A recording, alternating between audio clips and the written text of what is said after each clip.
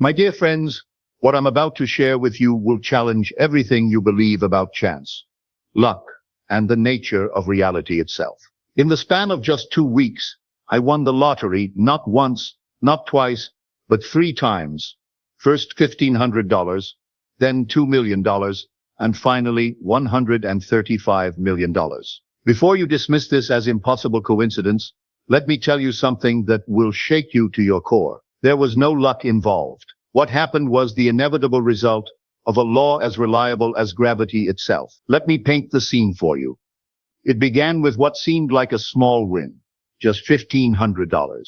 I had been practicing what I teach you all, living in the end. For months, I had been assuming the feeling of being financially free, not hoping for it, not wishing for it, but living from that assumption as though it were already my reality. When I won that first $1,500, I recognized it for what it truly was.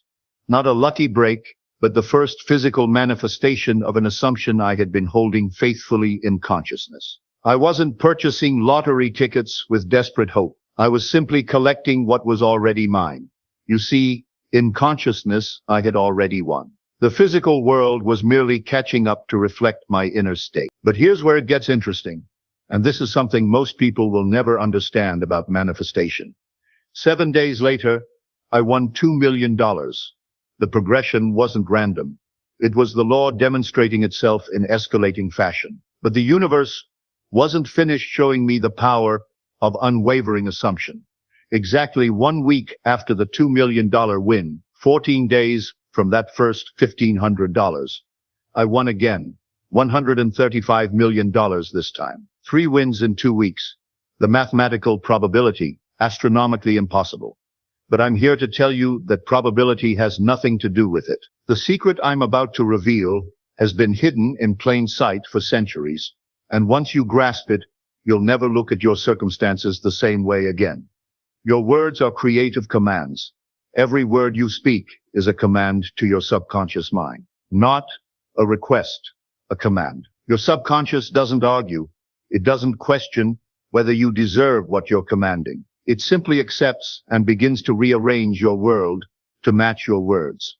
Most people walk through life unconsciously cursing themselves. They say, I never have enough money, and their subconscious obediently ensures they never have enough. They declare, I'm always struggling, and struggle becomes their faithful companion. But when you understand that your words are creative forces, you begin to choose them with the same care a sculptor chooses his chisel strokes. Each word is either building your desired reality or destroying it. Before my 3 consecutive wins, I had developed the habit of speaking as if wealth was already mine. I would say, I am so grateful that money flows to me effortlessly. Not I hope money will flow to me, but money flows to me, present tense, accomplished fact. With each win, first the $1,500, then the $2 million, then the $135 million, I felt no surprise. Only confirmation. Each victory was simply consciousness proving to me that assumption, when held with unwavering faith, must manifest in the physical world. I discovered something profound. Whatever you assume to be true, regardless of current evidence, will eventually manifest as your reality. This isn't positive thinking. This is understanding how consciousness creates reality. What I'm about to tell you next is the exact mental technique I used. And it's so simple that most people dismiss it as too easy to work. For months before my winning streak began, every night before sleep, I would enter what I call the state akin to sleep, that drowsy, receptive state between waking and sleeping. In this state, I would assume the feeling of financial freedom. Not the future feeling, but the present feeling. I would imagine checking my bank balance and seeing millions. I would feel the security, the freedom, the joy of knowing I could help my family, travel anywhere, live without financial concern. But here's the crucial part. I wouldn't think this will happen someday. I would think this is my reality. That's what I'm teaching you too. To learn to live in the end. To assume that your desire is already fulfilled. And to maintain that assumption regardless of current circumstances. This isn't about pretending or lying to yourself. It's about understanding that consciousness is the only reality, and everything else is simply its reflection. The months leading up to my winning streak, I lived as a wealthy man who hadn't yet seen his wealth reflected in the physical world. I carried myself differently. I thought differently. I spoke differently. Not because I was pretending, but because in consciousness, in the only reality that matters, I was wealthy. The $1,500 win was consciousness giving me a small sign. The $2 million was the law gaining momentum. The $135 million was the full flowering of an assumption held with absolute faith. But here's where most people make the fatal mistake that keeps them trapped in lack forever. The mistake of seeking evidence. The greatest obstacle to manifestation is the need to see evidence before believing. Most people say, I'll believe it when I see it. But the law works in reverse. You'll see it when you believe it. After assuming my wealth for months, there were many times when my physical circumstances seemed to contradict my assumption. Bank statements showed the same modest amounts. Bills arrived as usual. Everything in the physical world suggested I was the same person I'd always been. But I had learned that the physical world is always the last to know. It's simply a shadow cast by consciousness. Shadows don't create, they only reflect. Your outer world is the shadow of your inner world. So when physical evidence seemed to contradict my assumption, I didn't waver, even between wins, after the $1,500, but before the $2 million, after the $2 million, but before the $135 million, I held firm to what I knew to be true in consciousness. This is what I mean when I say, faith is loyalty to the unseen reality. And your subconscious mind learns through repetition. Every thought you think repeatedly becomes a groove in consciousness. And your life flows along these grooves like water follows a riverbed. I made it a daily practice to repeat my assumption. I am abundantly wealthy. Money flows to me from multiple sources. I am financially free. I repeated these statements not as empty affirmations, but as statements of fact. The same way you might say, my name is Jim, or I live at Station Road. What happened next will show you exactly why most people's affirmations fail, and the one crucial element that makes all the difference. The key was feeling. Feeling is the secret. You can repeat words all day, but if they don't carry the feeling of truth, they're just noise. When I affirmed my wealth, I felt wealthy. I felt the relief, the security, the freedom that comes with financial abundance. This feeling tone is what impresses the subconscious. Your subconscious doesn't respond to words, it responds to the emotional conviction behind those words. One of the most powerful techniques I employed was gratitude in advance. Instead of waiting to be grateful after receiving my wealth, I was grateful for it while it was still invisible to the physical senses. Every morning, I would say, thank you for my financial abundance. Thank you that money comes to me easily and effortlessly. Thank you for my freedom to live without financial worry. This wasn't hoping or wishing. This was thanking for something I knew was already mine. Gratitude in advance is the ultimate expression of faith. It says, I'm so confident in the reality of my assumption that I'm already grateful for its fulfillment. Here's a paradox that confuses many.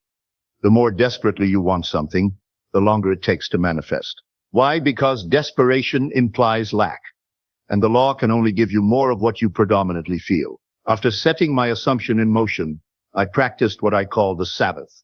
I rested from my labor. I didn't obsessively check lottery results or frantically buy more tickets. I had done the inner work.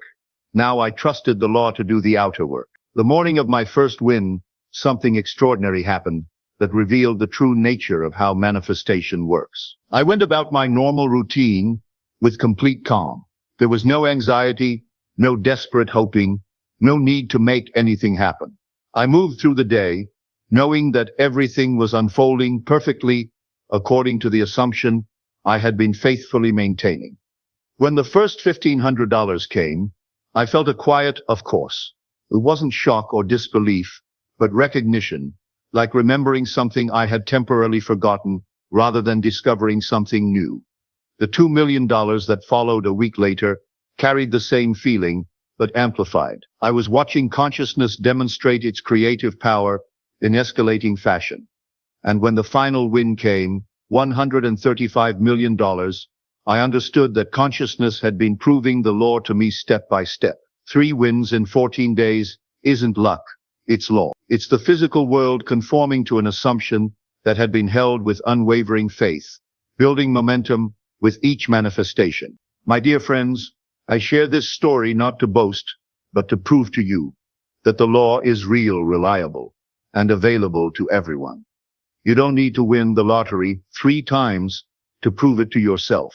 You can start with smaller demonstrations and work your way up, just as consciousness demonstrated to me with $1,500, then $2 million, then $135 million. Choose something you desire, not something impossible, but something that would bring you joy and prove the law to you. Assume it's already yours. Feel grateful for it. Live from that assumption regardless of current circumstances. And most importantly, persist in that assumption until it hardens into fact. Remember, you are not a victim of circumstances, you are the creator of them.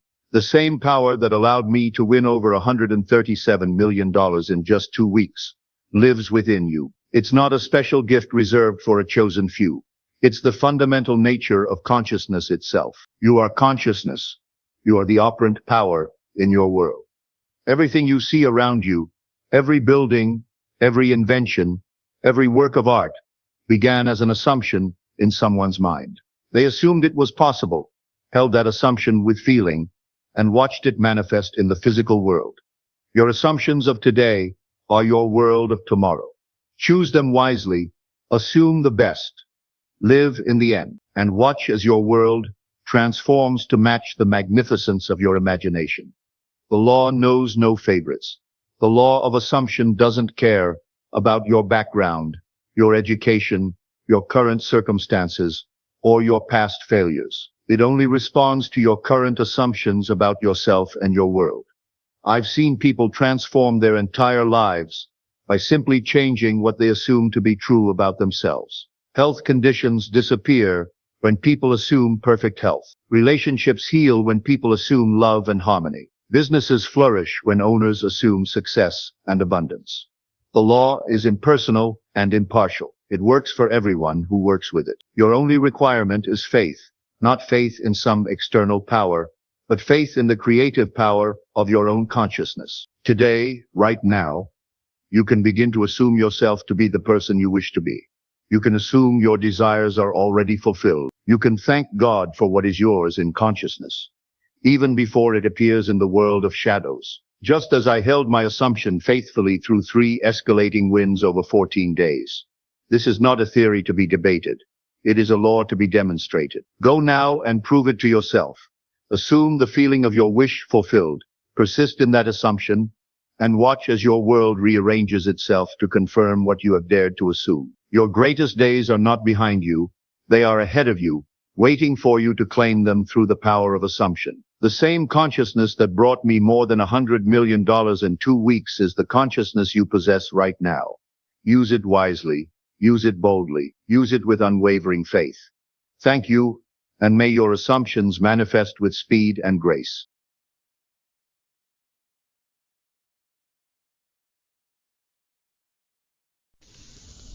The purpose of this record is to show you how to use your imagination to achieve your every desire.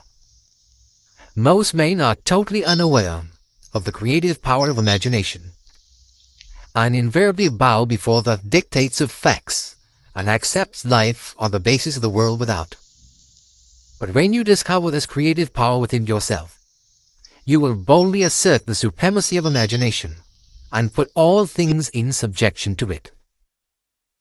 There is nothing under heaven that is not plastic as potter's clay to the touch of the shaping spirit of imagination. Once a man said to me, "You know, Neville, I love to listen to you talk about imagination, but as I do so, I invariably touch the chair with my fingers and push my feet into the rug just to keep my sense of the reality and the profundity of things." Well, undoubtedly he is still touching the chair with his fingers and pushing his feet into the rug. But now let me tell you another one who didn't touch with her fingers and didn't push that foot of hers onto the board of the streetcar. I want to show you today how to put your wonderful imagination right into the feeling of your wish fulfilled, and let it remain there and fall asleep in that state.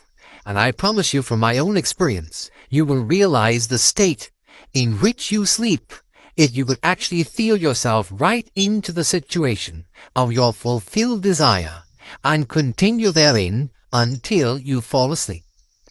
As you feel yourself right into it, remain in it until you give it all the tones of reality, until you give it all the sensory vividness of reality.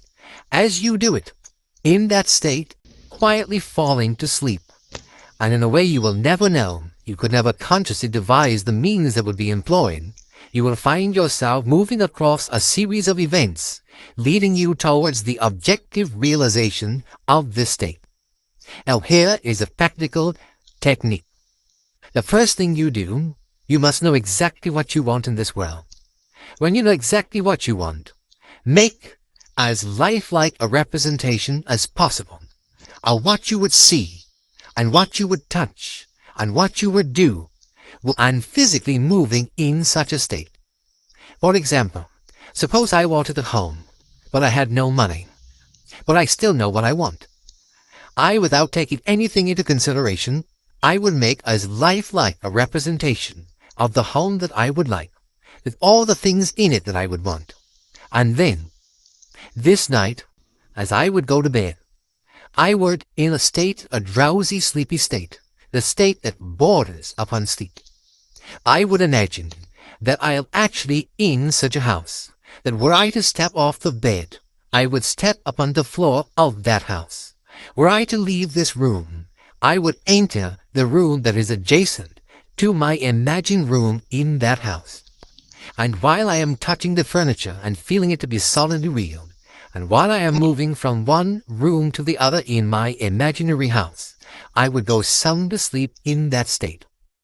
If I wanted promotion in my business, I would ask myself what additional responsibilities would be mine were I to be given this great promotion. What would I do? What would I say? What would I see? How would I act? And then in my imagination, I would begin to see and touch and do and act as I would outwardly see and touch and act were I in that position. If I now desired the mate of my life, were I now in search of some wonderful girl or some wonderful man, what would I actually find myself doing that would imply that I have found my state? For instance, suppose now I was a lady. One thing I would definitely do, I would wear a wedding ring. I would take my imaginary hands, and I would feel the ring that I would imagine to be there. And I would keep on feeling it and feeling it until it seemed to me to be solidly real. I would give it all the sensory vividness I am capable of giving anything. And while I am feeling my imaginary ring, which implies I am married, I would sleep. You know, people are totally unaware of this fantastic power of the imagination. But when man begins to discover this power within him, he never plays the part that he formerly played. He doesn't turn back and become just the reflective life. From here on in, he is the affective life.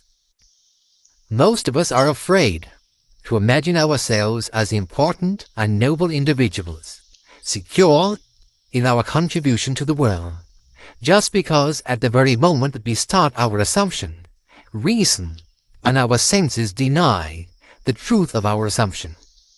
We seem to be in the grip of an unconscious urge, which makes us cling desperately to the world of familiar things and resist all that threatens to tear us away from our familiar and seemingly safe moorings.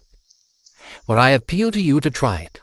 If you try it, you will discover this great wisdom of the ancients, for they told it to us in their own strange, wonderful, symbolical form. But unfortunately, you and I misinterpreted their story and took it for history when they intended it as instruction to simply achieve our every objective. You see, imagination puts us inwardly in touch with a world of states, These states are existent, they are present now, but they are mere possibilities while we think of them. But they become overpoweringly real when we think from them and dwell in them. There's a wide difference between thinking of what you want in this world and thinking from what you want. Let me tell you, when I first heard of the strange and wonderful power of the imagination, it was in 1933 in New York City. An old friend of mine taught it to me. He turned to the 14th of John, and this is what he read. "In my Father's house are many mansions. If it were not so, I would have told you. I go to prepare a place for you. And if I go and prepare a place for you, I will come again and receive you unto myself, that where I am, there ye may be also."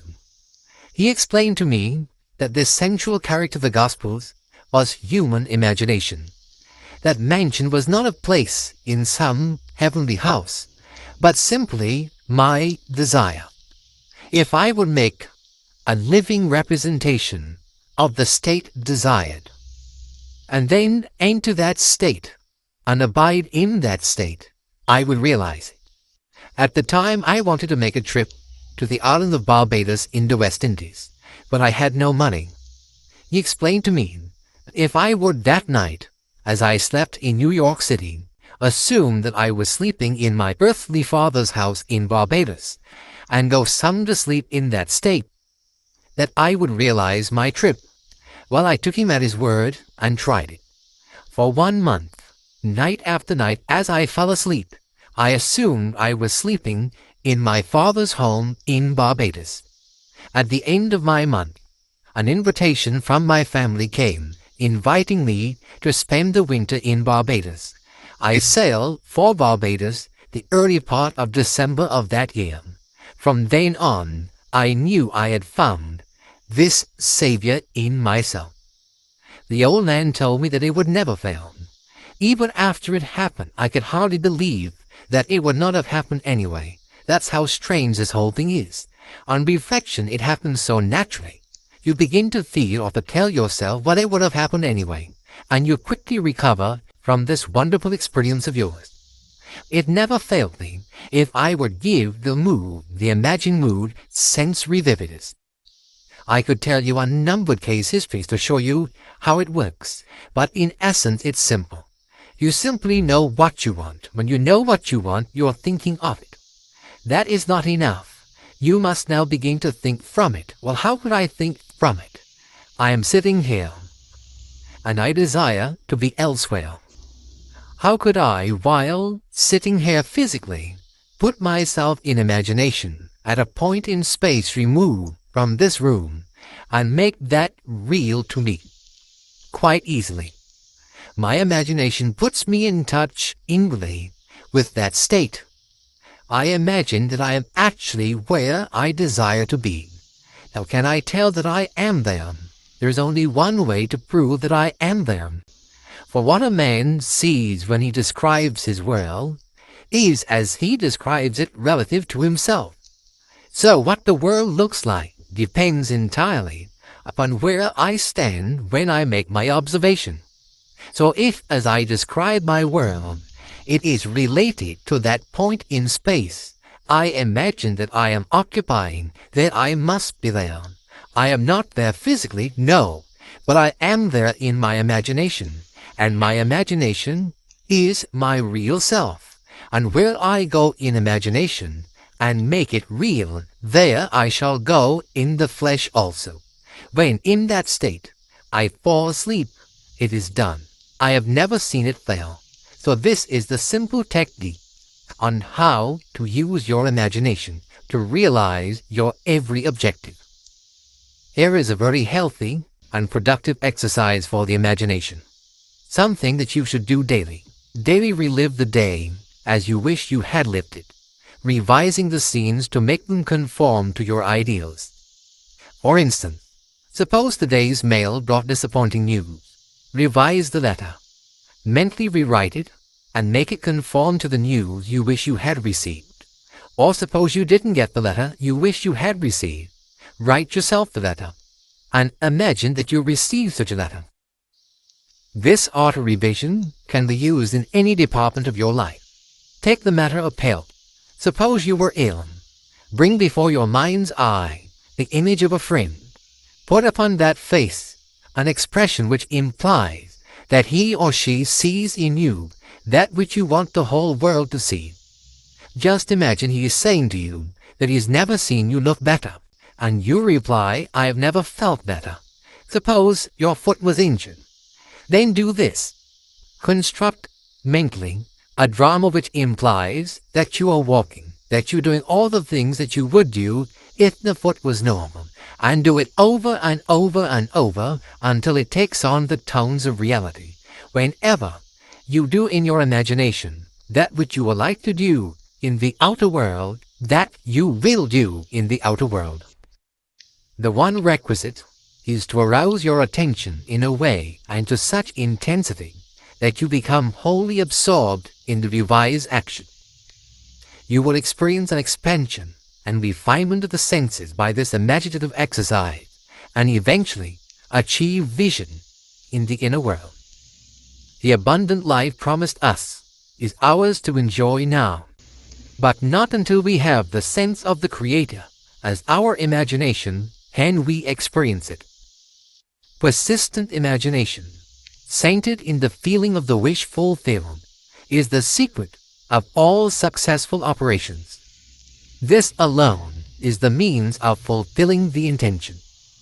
Every stage of man's progress is made by the conscious, voluntary exercise of the imagination.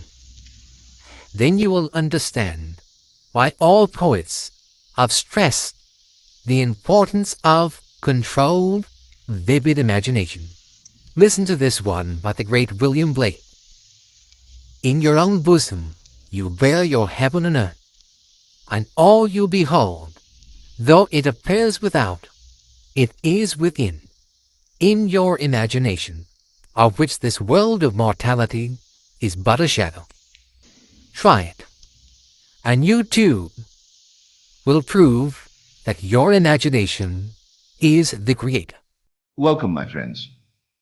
Tonight I want to explore with you something that could fundamentally change how you see yourself and your place in the world. The creative force that exists within human consciousness, and how understanding this force can transform every aspect of your life. We've all heard the phrase with God, all things are possible.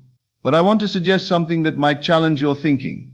This creative power isn't separate from you, it is you. The ancient texts speak of the Word becoming flesh, but perhaps they mean something deeper than we've traditionally understood. Perhaps they mean that the creative principle of the universe has taken up residence within human consciousness itself. Consider this carefully.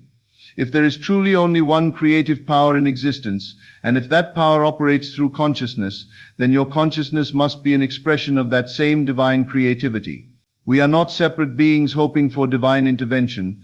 We are divine creativity in individualized form. When we examine our own experience, we find something remarkable, our capacity to imagine. This isn't just daydreaming or fantasy. It's the same force that brings all reality into being. Look around you right now. Everything you see, the chair you're sitting in, the building we're in, the clothes you wear, all of it was once merely imagined. Someone conceived these things in their mind before they became physical reality. Your imagination isn't just a tool you possess. It's your true identity. Every great achievement in human history began as someone's imagined possibility. The founding fathers of America didn't believe in the future as something that would happen to them. They believed in the future they could create. They had no evidence for democracy working, no precedent for their vision, yet they imagined it so vividly and persistently that it became the foundation of a nation. They understood something we've forgotten, that imagining creates reality. Not through magic or supernatural intervention, but through the natural operation of consciousness itself. When you consistently hold an assumption about reality, you literally think from that state. And thinking from a state creates that state in your external experience. This is how creation works, through assumption becoming fact. When you consistently assume something to be true, when you live in the feeling of already having what you desire, reality reshapes itself to match your inner state. It must, because consciousness is the only creative power, and what you persistently imagine, you inevitably experience. Let me share how this works in practice. Suppose you desire better health. The natural tendency is to focus on the problem. on what's wrong, on the healing process, on all the steps you think you need to take. But this keeps you mentally dwelling in the state of being unwell. Instead, imagine the end result. Picture a friend remarking how vibrant you look, feel their genuine surprise at your transformation. Hear yourself responding with confidence about how wonderful you feel. Make this scene so real in your imagination that you can feel the emotions you would actually experience if this conversation were happening right now. This isn't positive thinking or wishful daydreaming. This is you operating the creative mechanism of consciousness itself. You're not trying to change the outer world directly. You're changing your inner state, and the outer world must conform to match it. The same principle applies to any desire. Want a better relationship? Don't imagine finding someone. Imagine already being in the loving relationship you desire. Want career advancement? Don't focus on the competition or the obstacles. Imagine colleagues congratulating you on your promotion. Want financial freedom? Don't worry about the how. Imagine the peace and security of already having what you need. Let me tell you about someone who proved this principle in a dramatic way. This person desired to own a particular building in their city, but had no money for such a venture. Every day for 2 years, as they walked past that building, they would imagine seeing their family name on the marquee, not hoping for it, not planning how to get it, simply assuming it was already true. They would feel the pride of ownership, the satisfaction of success, the reality of their vision as if it had already come to pass. They lived in that state consistently, day after day, until it felt more real than their current circumstances. One day, a complete stranger approached them with an extraordinary offer. This man, whom they had never met, proposed to purchase the building on their behalf, requiring only their signature and a promise to repay at modest interest over 10 years. No money down, no collateral required, just their commitment to the vision they had been holding. That business venture grew into a multi-million-dollar enterprise that eventually expanded across multiple locations. When the building was finally sold decades later, it brought nearly 20 times the original purchase price. The stranger who made it all possible became a lifelong friend, and upon his death left substantial wealth to the family as a gesture of appreciation for their integrity. This stranger appeared at exactly the right moment because consciousness had arranged all the necessary circumstances. When you change your inner state, the outer world must provide the bridge of incidents to make your assumption into fact. The person didn't attract this opportunity through networking or business acumen. They created it through sustained imaginative assumption. This creative power operates through what I call living in the end. Instead of focusing on how your desire might come about, you jump to the final result and make that your dwelling place in consciousness. You assume the feeling of the wish fulfilled and persist in that assumption until it becomes your natural state. Think about this. If you truly believed you already possessed what you desire, how would you feel right now? How would you move through your day? What kind of confidence would you have? What conversations would you be having with yourself and others? This is the state you want to cultivate and maintain. The challenge is that your current circumstances will seem to contradict your assumption. Your senses will tell you nothing has changed. Your rational mind will argue against the reality of your vision. But this is where faith becomes practical. Not blind faith, but intelligent persistence in a principle you can test and verify through experience. This principle extends far beyond personal desires. You can use this creative power on behalf of others without their knowledge or permission. See your unemployed friend gainfully employed. Imagine your struggling neighbor prospering. Feel the reality of their success as clearly as you would your own. I once knew someone whose colleague was about to be fired for poor performance. Instead of offering advice or trying to intervene directly, he simply began imagining this person being praised by their superiors for excellent work. He would sit at his desk and clearly hear the management team discussing this colleague's valuable contributions. Within days, the situation completely reversed. The person who was about to be terminated was suddenly being commended for innovative ideas and exceptional performance. The shift was so dramatic that the colleague himself was amazed, though he never knew about the imaginative work being done on his behalf. When you truly understand that consciousness is the only creative power in the universe, you realize that everyone you encounter is connected to your own creative capacity. Helping others rise is helping yourself rise, because at the deepest level there is only one consciousness appearing as many. With this understanding comes tremendous responsibility. You are constantly imagining, constantly creating through your assumptions about yourself and others. The question isn't whether you're using this power, you're always using it. The question is whether you're using it consciously and constructively. If you spend your days assuming limitation, lack, and problems, you're creating more of the same. If you read the news and dwell on all the negative possibilities, you're feeding your consciousness with exactly what you don't want to experience. If you assume abundance, possibility, and solutions, you create those instead. Your outer world is always a perfect reflection of your inner assumptions.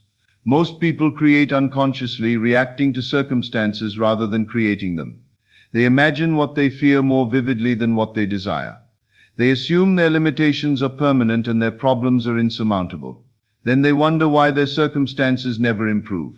But once you understand this principle, you can begin creating deliberately. You can choose what to imagine. You can select which assumptions to maintain. You can decide what kind of inner state to cultivate, knowing that your outer world will inevitably conform to match it. The technique is elegantly simple. Each night before sleep, when your conscious mind is naturally relaxed and receptive, construct a brief scene that would naturally occur if your desire were already fulfilled. Make it simple, make it specific, and make it feel completely real. If you desire marriage, imagine wearing a wedding ring and feeling its weight on your finger as your beloved placed it there. If you want career success, imagine a colleague congratulating you on your achievement.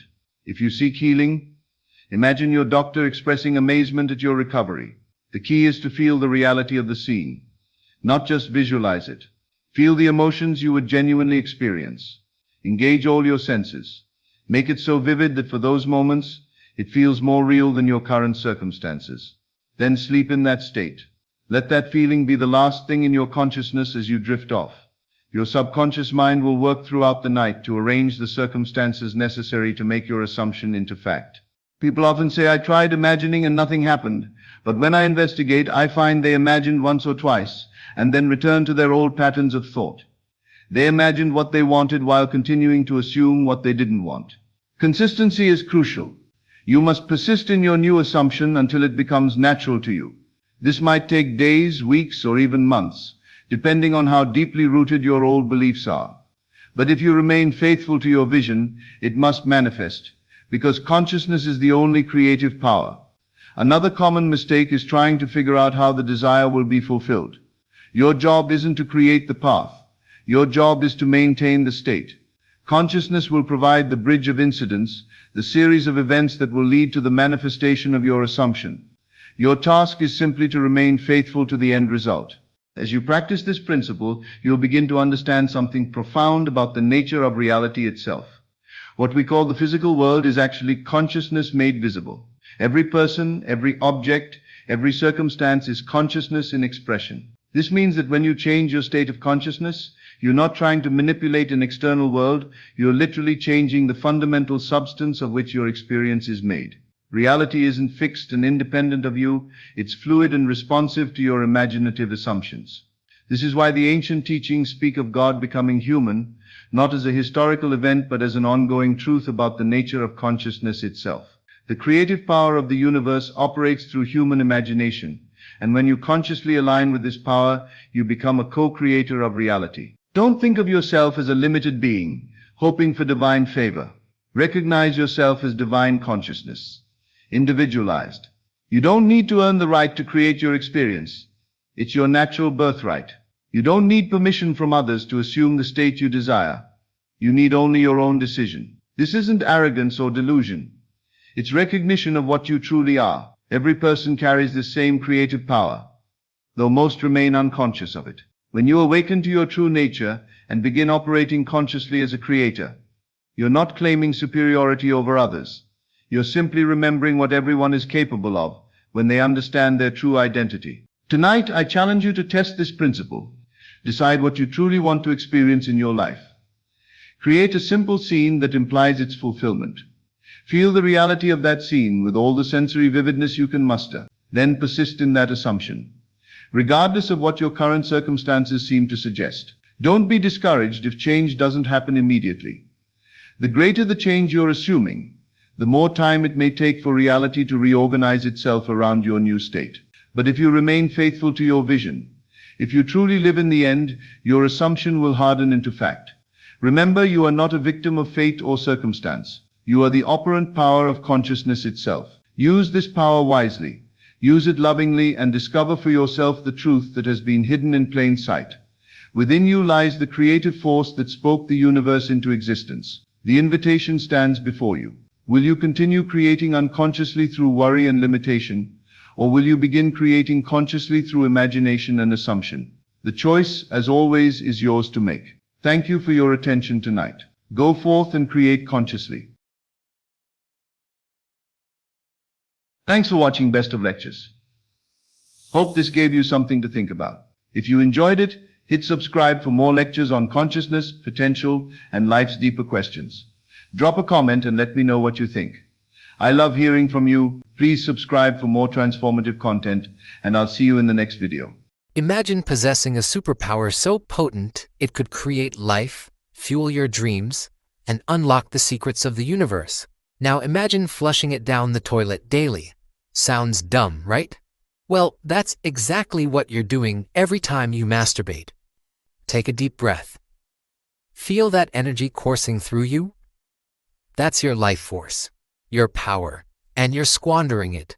For what? A fleeting moment of pleasure? Masturbation isn't just a harmless habit, it's actively killing your spirit. Uncomfortable? Good. Growth happens at the edge of discomfort. Grow up. Ask yourself, are you truly living up to your full potential? Are you as energized, focused, and spiritually connected as possible? If not, what you're about to hear might just revolutionize your life. This isn't about morality or religion. It's about tapping into ancient wisdom that modern science is only beginning to grasp. It's about reclaiming your power and unleashing your true potential. In Taoist philosophy, they speak of Jing, your body's most precious essence. Think of it as the oil in your car's engine. Every ejaculation depletes this essence, this life force energy. The ancient Taoists believed that 100 drops of blood were required to create 1 drop of semen. That's how valuable they considered this fluid. But ejaculating is natural. You're probably thinking, well, it's not natural, you're in a mental paradigm.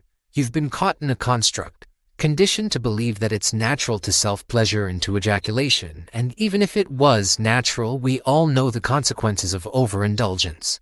You can't ascend to your highest self while constantly indulging your lowest impulses. It's like trying to climb a mountain while digging a hole beneath your feet.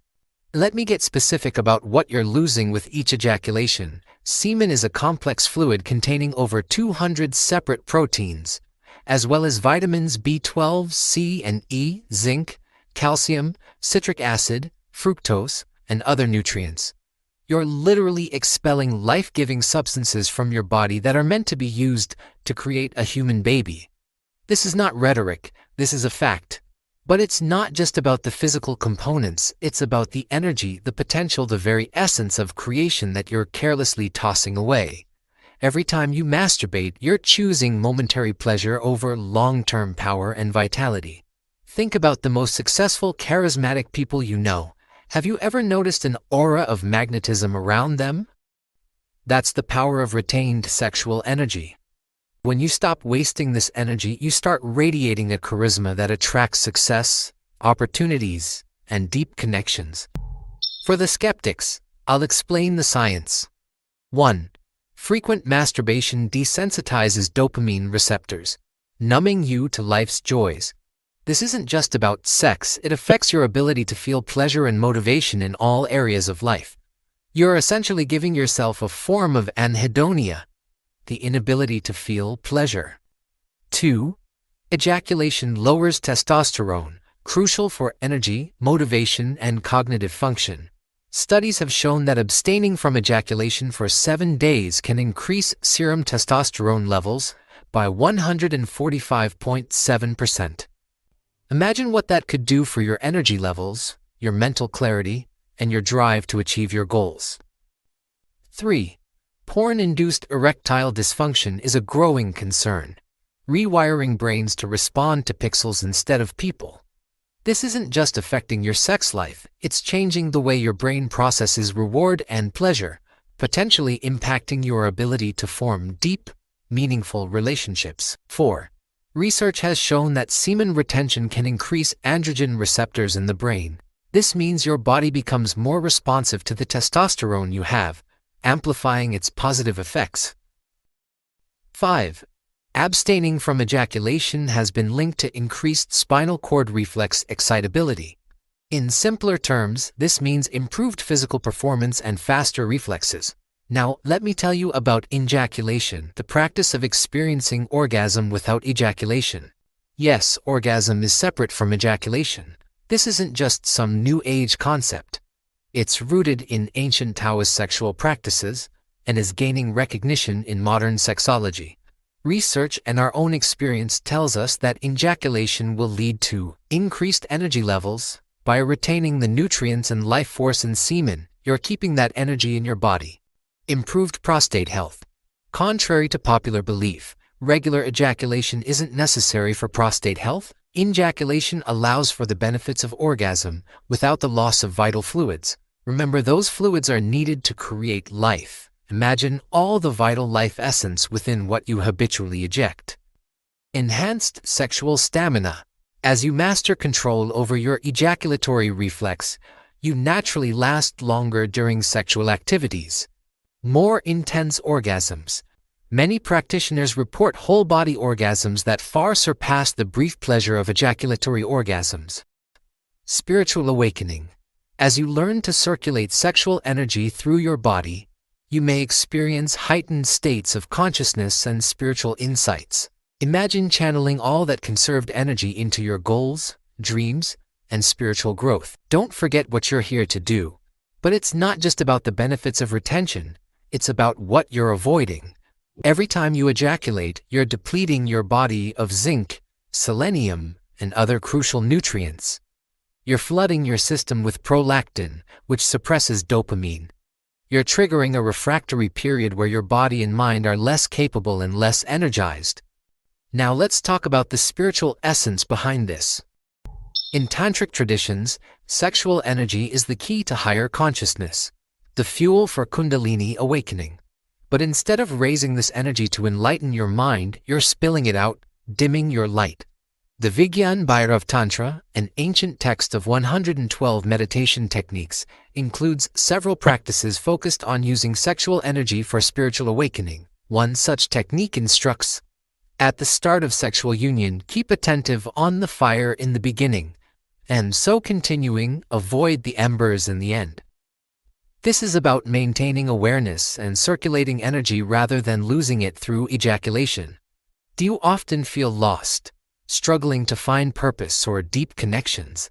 Like I've been saying, you're constantly depleting the very energy needed for spiritual growth. Your sexual energy isn't just about reproduction or pleasure, it's the most potent creative force you possess. It's the energy that can fuel your deepest inspirations, your most enlightening insights, and your highest achievements. It helps you unfold into the real you. This isn't about repression, it's about mastery. Let me say that again. It's not about repression, it's about mastery. Think. Your sexual energy is like an oil well. Will you let it gush out wastefully or refine it to power your entire life? Here's a roadmap for you. You're welcome to walk this path alongside us. 1. Question every urge. Is this the best use of my creative energy? When you feel the impulse to masturbate, pause. Take a deep breath. Ask yourself what you could create or achieve if you channeled this energy differently. 2. See your sexual energy as sacred. Your body is a temple. Treat it as such. Start viewing your sexuality not as a source of quick pleasure, but as a wellspring of vitality and creative power. 3. Transmute the energy. Channel it into exercise, art, or passion projects. When sexual energy arises, try redirecting it. Do some push-ups, stretches, deep breath work, handstands. Work on that business plan. You'll be amazed at how this energy can fuel your vision. Think. Feel. 4. Meditate. Learn to circulate this energy throughout your body. Try this. Sit comfortably, close your eyes, and visualize your sexual energy as a warm, golden light in your pelvic area. 5. Explore tantric practices and ejaculation with a partner. Please let it be with someone who you share spiritual connections with, someone who you love. Transform your connections. Tantric sex isn't just about pleasure. It's about using sexual connection as a pathway to spiritual awakening.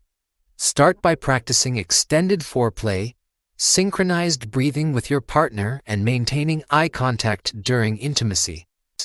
Practice testicular breathing. This Taoist technique involves using breath and visualization to draw energy from your testicles up into your body. It's a powerful way to cultivate and circulate sexual energy. Again, research this specific thing and don't forget the name, testicular breathing. 7. Engage in regular physical exercise. This helps to circulate the conserved sexual energy throughout your body, preventing stagnation and promoting overall vitality. Physical exercise can be things like hatha yoga and qigong as well. Here's a provocative thought. Perhaps the powers that be want you to keep masturbating. A population drained of vital energy, numbed by dopamine hits, is easier to control. Let this bubble in your brain for a minute. In a world that constantly bombards you with sexual imagery and promotes instant gratification, choosing to retain and cultivate your sexual energy is a radical act of self-empowerment. Let me say that again. In a world saturated with sexual imagery and the lure of instant gratification, choosing to retain and cultivate your sexual energy becomes an act of self-empowerment. Think, I'm not here to dictate your actions. I'm here to make you question everything. To make you think deeply about how your choices shape your reality. Every time you choose to masturbate, you're making a decision about who you want to be and what you want to achieve in life. Here's your challenge: 30 days without masturbation. Retain your energy and transmute it into something higher. Journal your experiences, mood, energy levels, mental clarity, spiritual insights. Pay attention to how your interactions with others change, how your productivity increases, and how your dreams become more vivid. You will struggle. You will get pushed back, and that's okay. The awareness itself is transformative. Each time you resist the urge, you're building willpower, you're reclaiming your power, and you're choosing your higher self over momentary pleasure. If you make it through those 30 days, you'll never see yourself the same way again.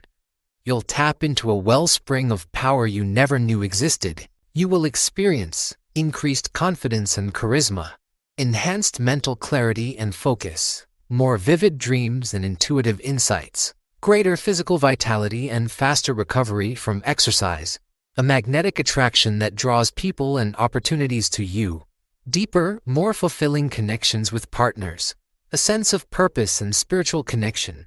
Remember, this isn't about counting days. The 30 days are just a benchmark, nothing to brag about in the comments section. It's really about a lifestyle change, a paradigm shift leading to a permanent perceptive upgrade. Semen retention doesn't mean no sex, it means mastering your sexual energy. Research ejaculation techniques.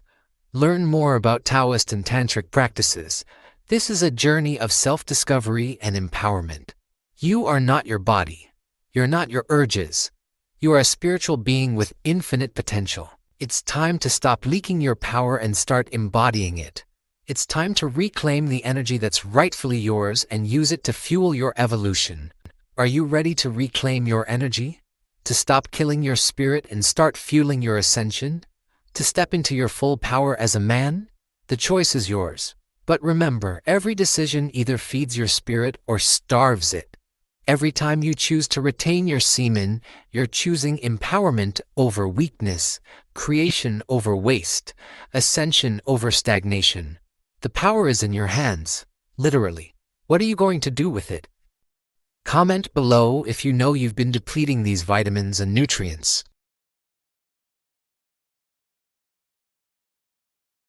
Good evening, my dear friends. Tonight I want to talk to you about something that will completely change the way you see yourself and your life. I want to talk to you about the art of dreaming while awake. Now, when I say dream, I don't mean daydreaming. I don't mean fantasizing.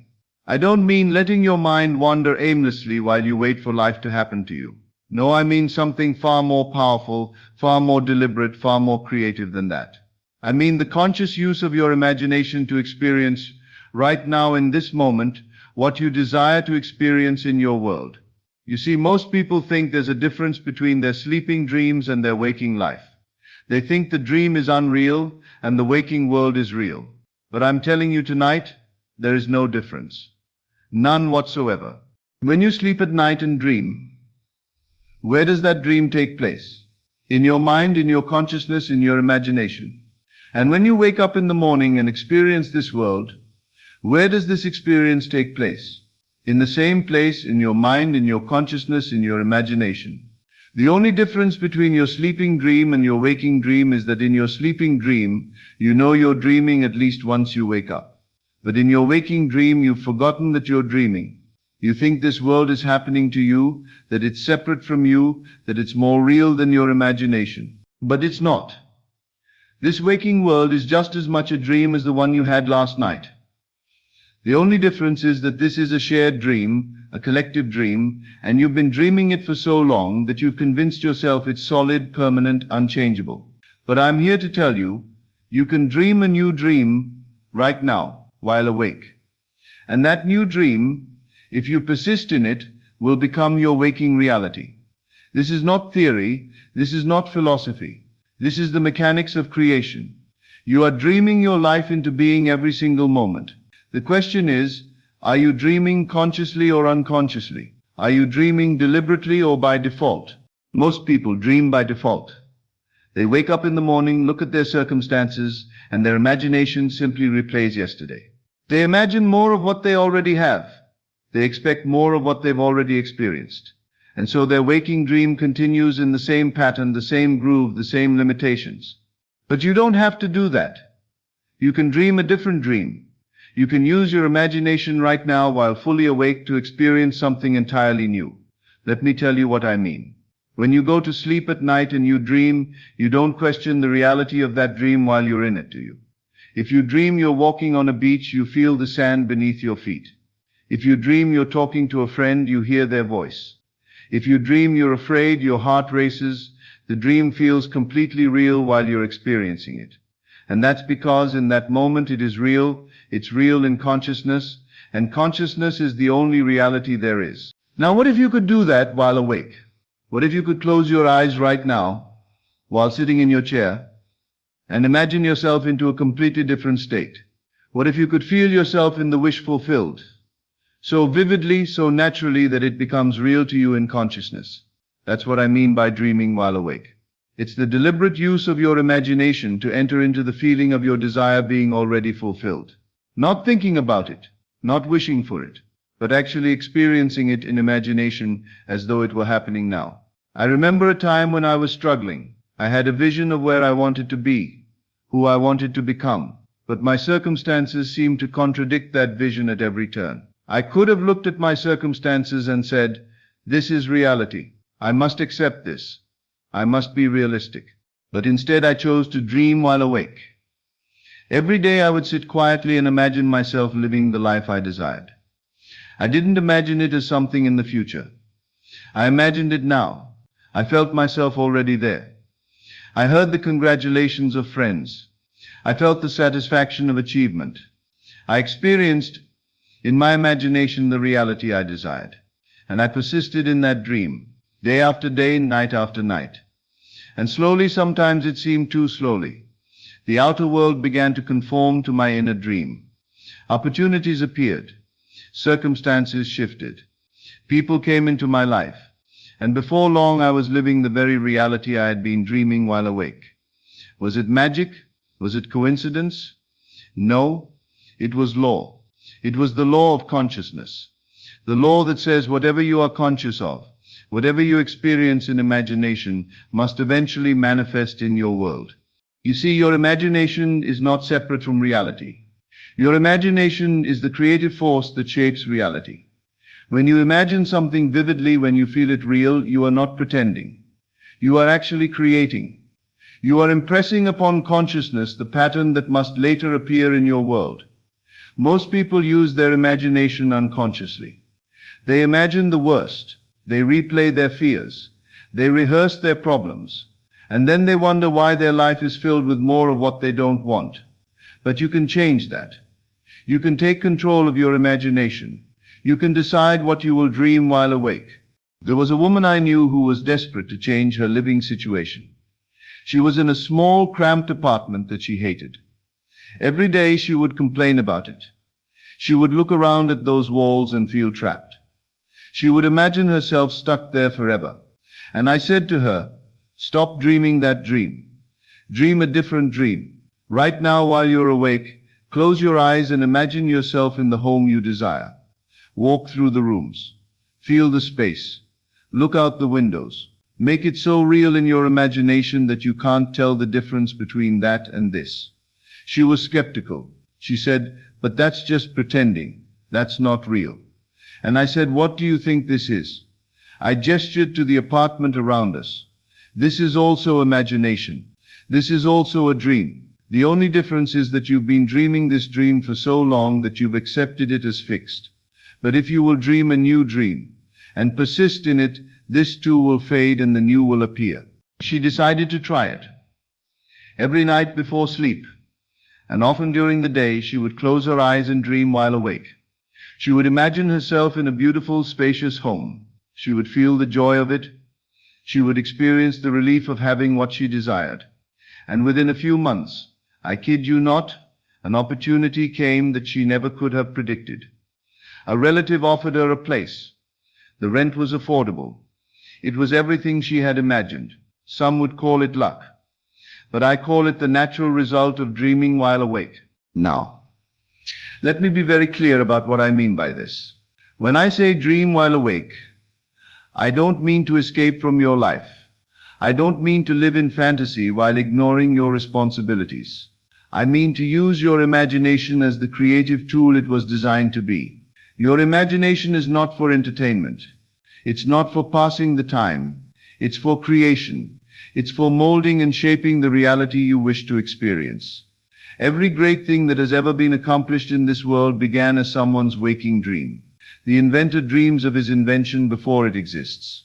The artist dreams of her painting before she touches brush to canvas.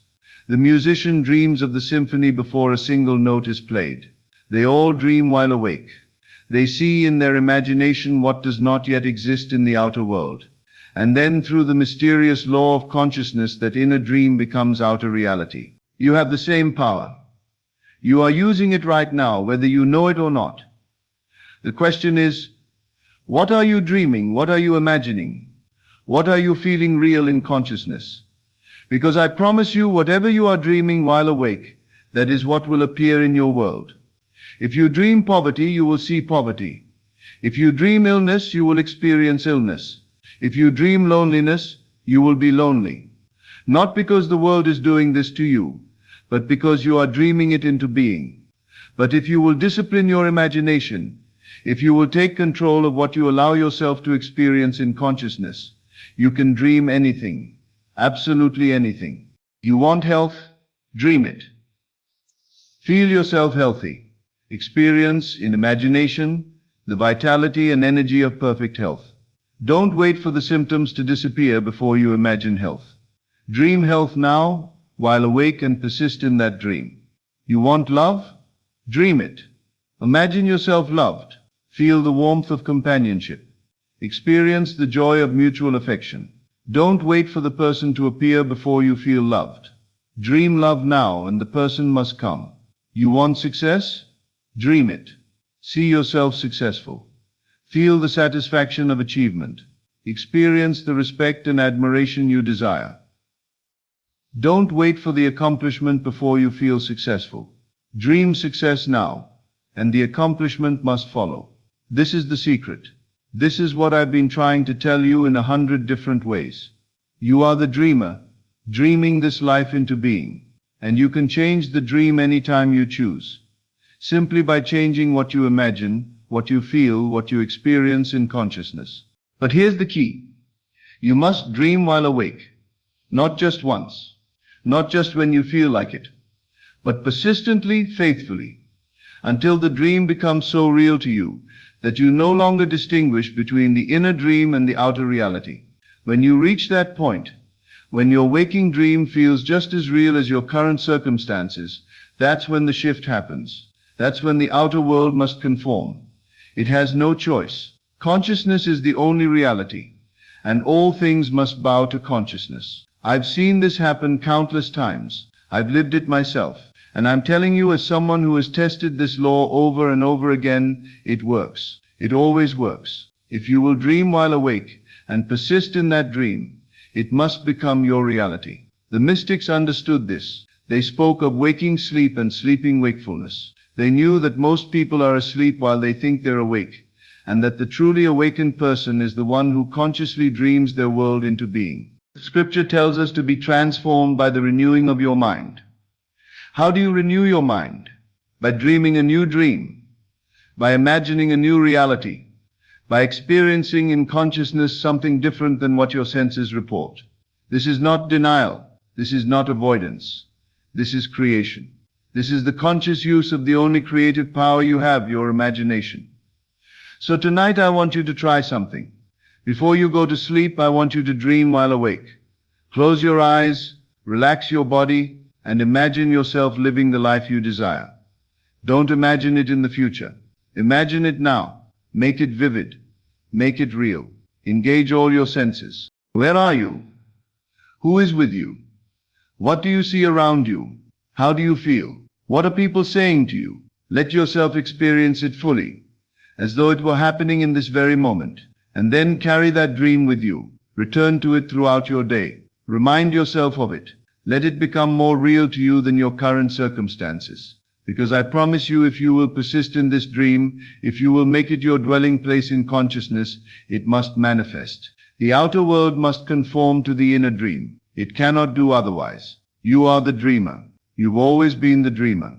The only question is, what will you dream? Will you continue to dream the same old dream? The dream of limitation and lack? Or will you dare to dream something new, something wonderful, something that makes your heart sing? The choice is yours.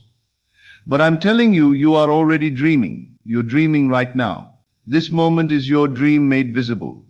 So dream consciously, dream deliberately, dream beautifully, dream while awake, and watch as your waking world transforms to match the dream you've been dreaming in consciousness. Thank you and good evening. Remember, the power to transform your life lies within your own wonderful human imagination. Dare to assume you are what you want to be, and remain faithful to that assumption. This is Best of Lectures. I will see you in the next video. Have you ever felt like you're stuck in a rut, watching days blend into each other, with your dreams seeming just out of reach? It's like no matter what you do, you're running in place, not getting any closer to where you want to be. Frustrating, isn't it? But here's a thought. What if the key to unlocking all those dreams and goals isn't found in the hustle and grind, but within the power of your own mind, or more specifically, the power of visualization? Visualization is like discovering a hidden path in a dense forest. William James, a wise old philosopher, once said, "The greatest discovery of my generation is that human beings can alter their lives by altering their attitudes of mind." This is where visualization shines. It's a potent tool that can transform the landscape of your life in incredible ways. Think of it as an architect drawing a blueprint before the actual building takes shape. You're the architect here, and your dreams are the structures you're going to build. So how do you change the game of your life? That's what this video is all about. Keep watching until the end, because we are going to explore how the power of visualization can be your secret weapon to breaking free from the rut and stepping into a life where dreams don't just stay dreams. But to get to that point, let's first understand visualization itself. Well, you can imagine visualization like a superpower we all have, but maybe we've just forgotten how to use it. You know, when you daydream, maybe about lounging on a sunny beach or nailing that job interview, that's visualization. But it's more than just daydreaming. It's like creating a movie in your mind, where you're the director, the scriptwriter, and the star. Visualization is about seeing the life you want in your head down to the tiniest detail. It's like picturing yourself holding that diploma, feeling the joy, seeing the proud smiles of your family. Or maybe you're visualizing crossing the finish line of a marathon. feeling that rush of achievement. It's all about creating these clear, vivid pictures in your mind. But it's not just about seeing it, it's about feeling it, believing it. When you visualize, you're not just watching a scene, you're in it. You can feel the sand between your toes, hear the crowd cheering, smell the fresh paint in your new house. Your brain starts to think, hey, this feels real. And that's where the magic begins. And this, my friend, can change things for you, big time. For instance, picture yourself healthy and strong. Studies have shown that when people visualize themselves healthy, their bodies start to believe it. Your mind is a powerful ally in healing and staying fit. Or maybe you dreamed of financial freedom. Visualize it. See yourself as a successful person, handling money wisely, living comfortably. It's like setting the GPS for your financial journey. Also, whether you're looking for love or want to strengthen your current relationships, picture happy, loving, fulfilling relationships. Visualization can help. Got goals? Visualize them. Want to write a book, start a business, or learn a new skill? See yourself doing it, succeeding at it. Visualization can help in all these areas of your life. So we've just explored how getting crystal clear about what you want is the first big step. And how can you do it? This is where you need to understand the actual process of visualization. Think of it as crafting your personal masterpiece. It might seem a bit tricky at first, but stick with it and soon you'll be painting your future with ease. Now, to start, you have to first create your dream blueprint, or what we call idealization. For it, picture yourself as an architect. Before building anything, you need a blueprint, right? Idealization is just that. It's where you dream big and get specific about what you want. Instead of a broad, I want to be happy, you zoom in. Ask yourself, what exactly does happiness mean to me? Is it having a fulfilling career, a loving family, traveling the world? This step is super important because it sets the stage. It tells your brain, hey, this is what we're aiming for. It's like programming your internal GPS with the exact coordinates of your destination. Next, we come to clarity and consistency. This duo is the heart and soul of visualization. Clarity means being as detailed as possible. Imagine painting a picture in your mind. You want to see all the colors, feel the emotions, hear the sounds. The clearer the image, the more real it becomes in your mind. Consistency is like adding fuel to your visualization. You've got this vivid image. Now keep revisiting it. It's like watering a plant or working out at the gym. The more you do it, the stronger and more vivid the image becomes. Make it a daily habit, like brushing your teeth or checking your phone. Over time, this constant mental rehearsal starts to reshape your reality. Next, you will need to put this into practice. Ready for a little exercise? Imagine you're standing on a snow-covered mountainside. Close your eyes for a moment. See the endless expanse of white snow around you. Feel the crisp, cold air on your skin. Hear the soft crunch of snow under your feet. Smell the fresh pine in the air. Notice the sensation of warmth despite the cold. Wrapped up in your cozy winter gear. This exercise isn't just a fun getaway for your mind. It's training. You're teaching your brain to create and believe in a new reality. The more vividly you can imagine it, the more real it becomes to you, and the stronger the impact on your mindset and your life. Remember, the process of visualization is like learning a new language.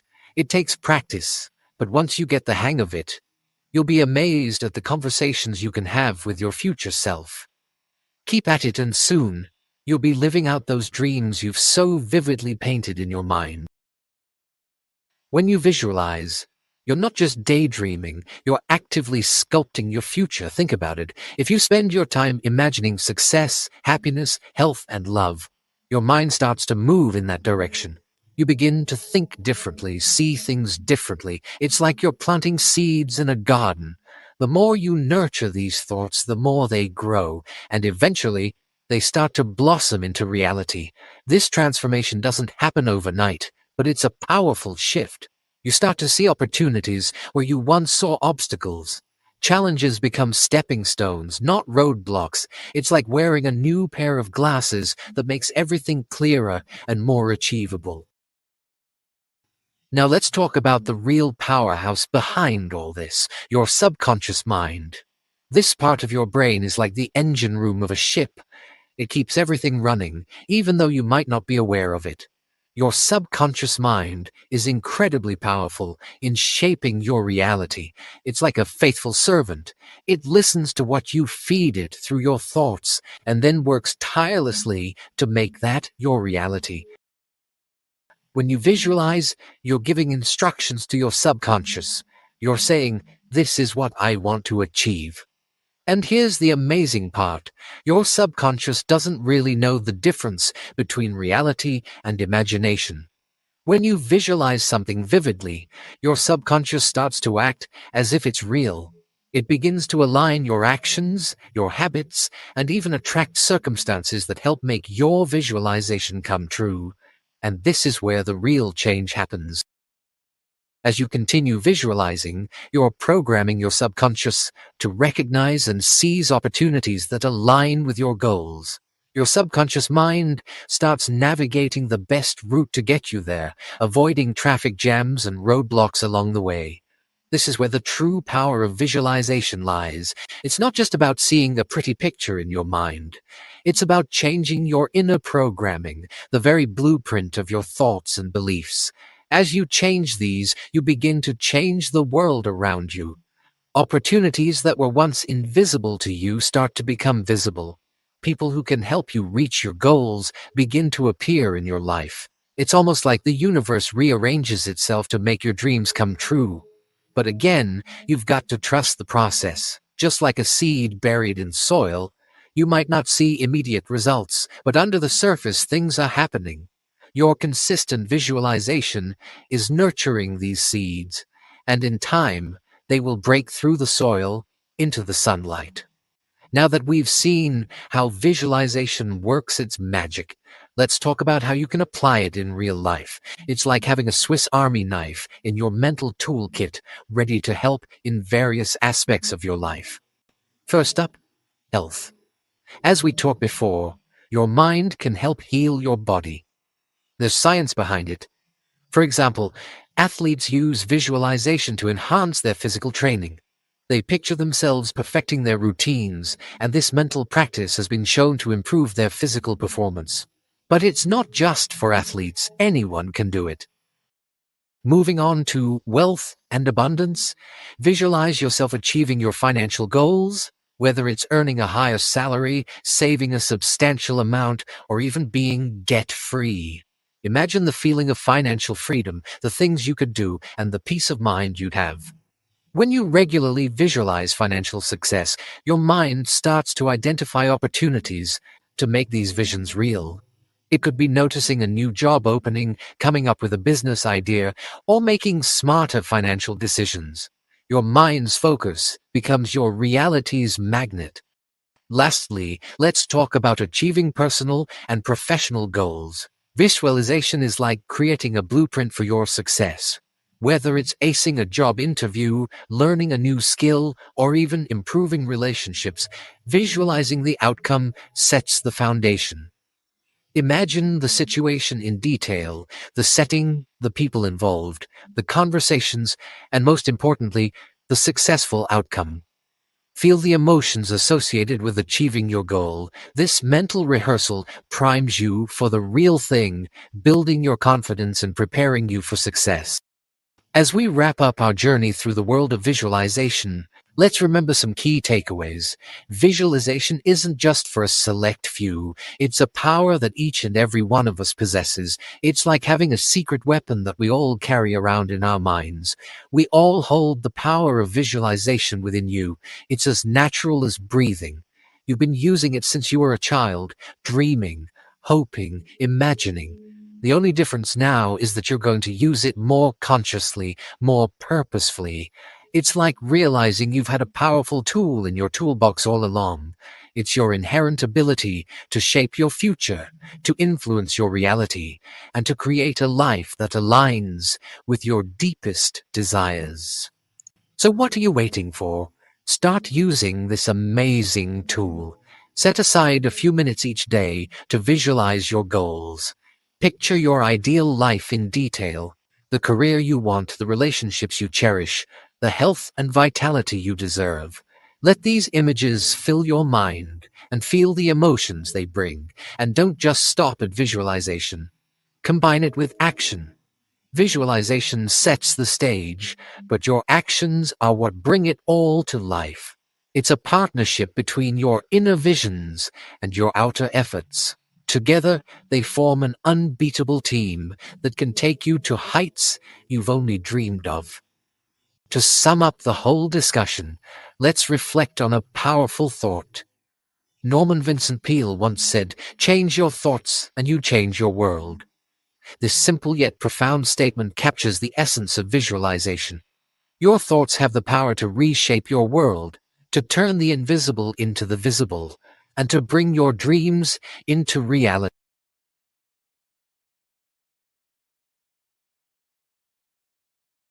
There's a moment in every person's life when they realize that everything they've been told about money is wrong. For some, it happens when they're drowning in debt, despite working 60-hour weeks. For others, it's watching someone with half their education build an empire while they struggle to pay rent. That moment of awakening is where real wealth begins. See, we've been conditioned to believe that money is the result of circumstances beyond our control, that it flows to the lucky, the connected, the privileged. We're taught that wealth is finite, that for someone to win, someone else must lose. But if you study the patterns of wealth creation across cultures, across generations, across every economic system that's ever existed, you'll discover something remarkable. Wealth isn't about the money at all. It's about the mind that creates it. Think about this for a moment. Two people can receive the exact same inheritance. 5 years later, one has multiplied it into millions while the other has lost it all. What's the difference? It's not luck. It's not external circumstances. It's the internal programming that determines how they think, how they decide, and ultimately, how they act when opportunity presents itself. This programming starts early. We're raised in a world that teaches us to fear financial risk, to value security over opportunity, to trade our time for someone else's dream in exchange for the promise of stability. We're taught that money is scarce, that rich people are somehow different from us, that wealth is reserved for those who were born into it or got lucky breaks that we'll never see. But the wealthy understand something the rest of us miss. Every dollar that exists today was once just an idea in someone's mind. Every business, every innovation, every breakthrough that created fortune started as a thought. The person who learned to control their thoughts learned to control their financial destiny. Here's where it gets interesting. The most successful people I've studied don't just think differently about money, they think differently about everything. They see problems where others see impossibilities. They see solutions where others see obstacles. When the economy crashes, they see buying opportunities. When industries collapse, they see the space for something new to emerge. When others panic, they plan. This isn't about positive thinking or wishful fantasy. This is about rewiring your brain to process reality through the lens of possibility rather than limitation. It's about developing what I call opportunity vision, the ability to spot value where others see nothing at all. It's about training your mind to ask, how can I, instead of why can't I? Take Sarah Blakely, who turned a simple frustration with pantyhose into a billion-dollar empire called Spanx.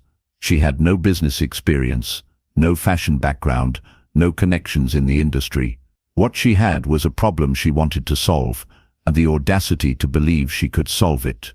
She spent her evenings for 2 years researching patents, calling manufacturers, and learning an industry from scratch. Today, she's one of the youngest self-made female billionaires in the world. Or consider Howard Schultz, who grew up in housing projects in Brooklyn and is now worth over $4 billion. He didn't inherit Starbucks. He was just an employee who had a vision for what the company could become. When the founders wouldn't listen to his ideas, he left, started his own company, and eventually bought Starbucks. His wealth didn't come from his circumstances. It came from his ability to see potential where others saw only what already existed. Warren Buffett once said that someone's sitting in the shade today because someone planted a tree a long time ago. The wealthy plant trees. Everyone else looks for existing shade. The difference isn't in their circumstances, it's in their time horizon and their willingness to invest in futures they can't yet see. But planting trees requires more than just hope. It requires knowledge. And here's where most people fail themselves. They'll spend hours researching which phone to buy, but won't invest a single minute learning how money actually works. They'll watch Netflix for 3 hours a night, but claim they don't have time to read a book on investing. They'll scroll through social media for hours, but won't take a course on building a business. The wealthy are obsessed with learning because they understand that skills compound faster than money ever could. When you master valuable skills, you don't just earn more.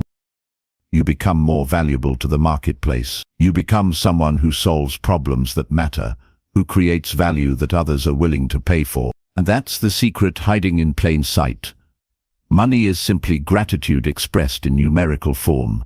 It's the marketplace saying thank you for the value you've delivered. The more valuable you become, the more gratitude flows your way. But becoming valuable requires effort that most people simply aren't willing to invest. They want the harvest without planting. They want the strength without the training. They want the knowledge without the studying. They want the business without the building. They want the results without the process.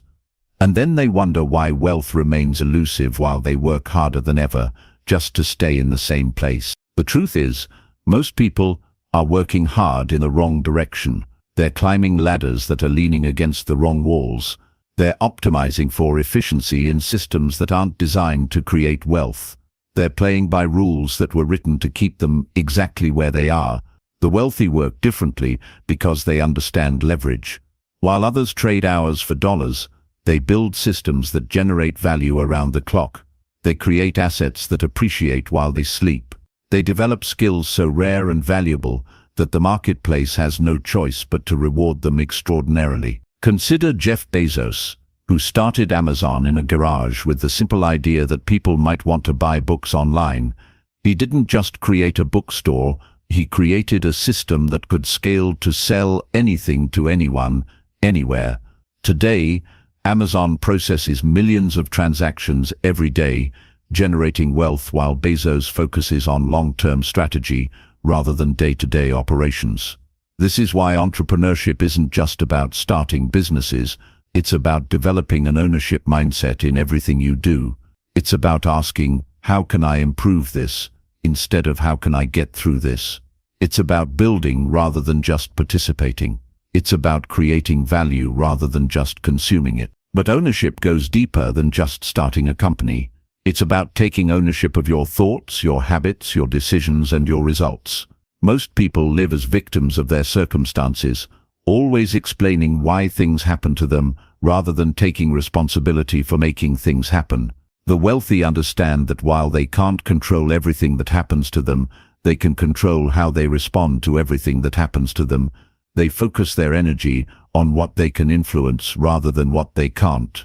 They build their identity around their ability to adapt and overcome, rather than their ability to predict and avoid. This is where the concept of delayed gratification becomes crucial. The wealthy are willing to sacrifice immediate pleasures for long-term gains. They'll skip the expensive dinner to invest in education. They'll work weekends on their side business instead of watching television. They'll read instead of scroll. They'll build instead of buy.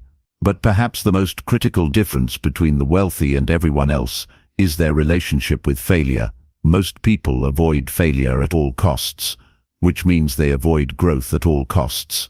They play it safe, stick to what they know, and wonder why their lives never change. The wealthy understand that failure is simply data into information about what doesn't work that brings them closer to what does. James Dyson created over 5,000 prototypes before perfecting his revolutionary vacuum cleaner design. Each failure taught him something that brought him closer to the solution. Today, his company generates billions in revenue, and he's worth over $5 billion. His failures weren't setbacks. They were stepping stones. This is why the path to wealth isn't about avoiding mistakes. It's about making better mistakes. It's about failing in ways that teach you something valuable rather than failing in ways that just waste time. It's about building resilience rather than building defenses.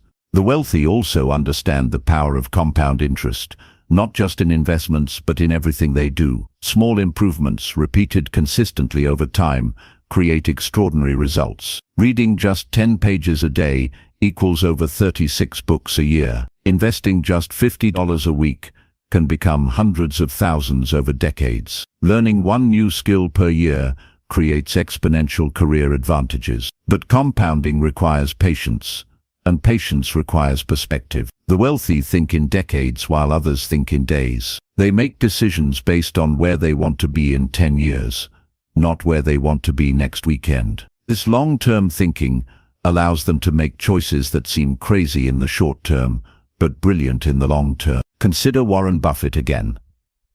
He's been investing for over 7 decades, and most of his wealth was created after age 65.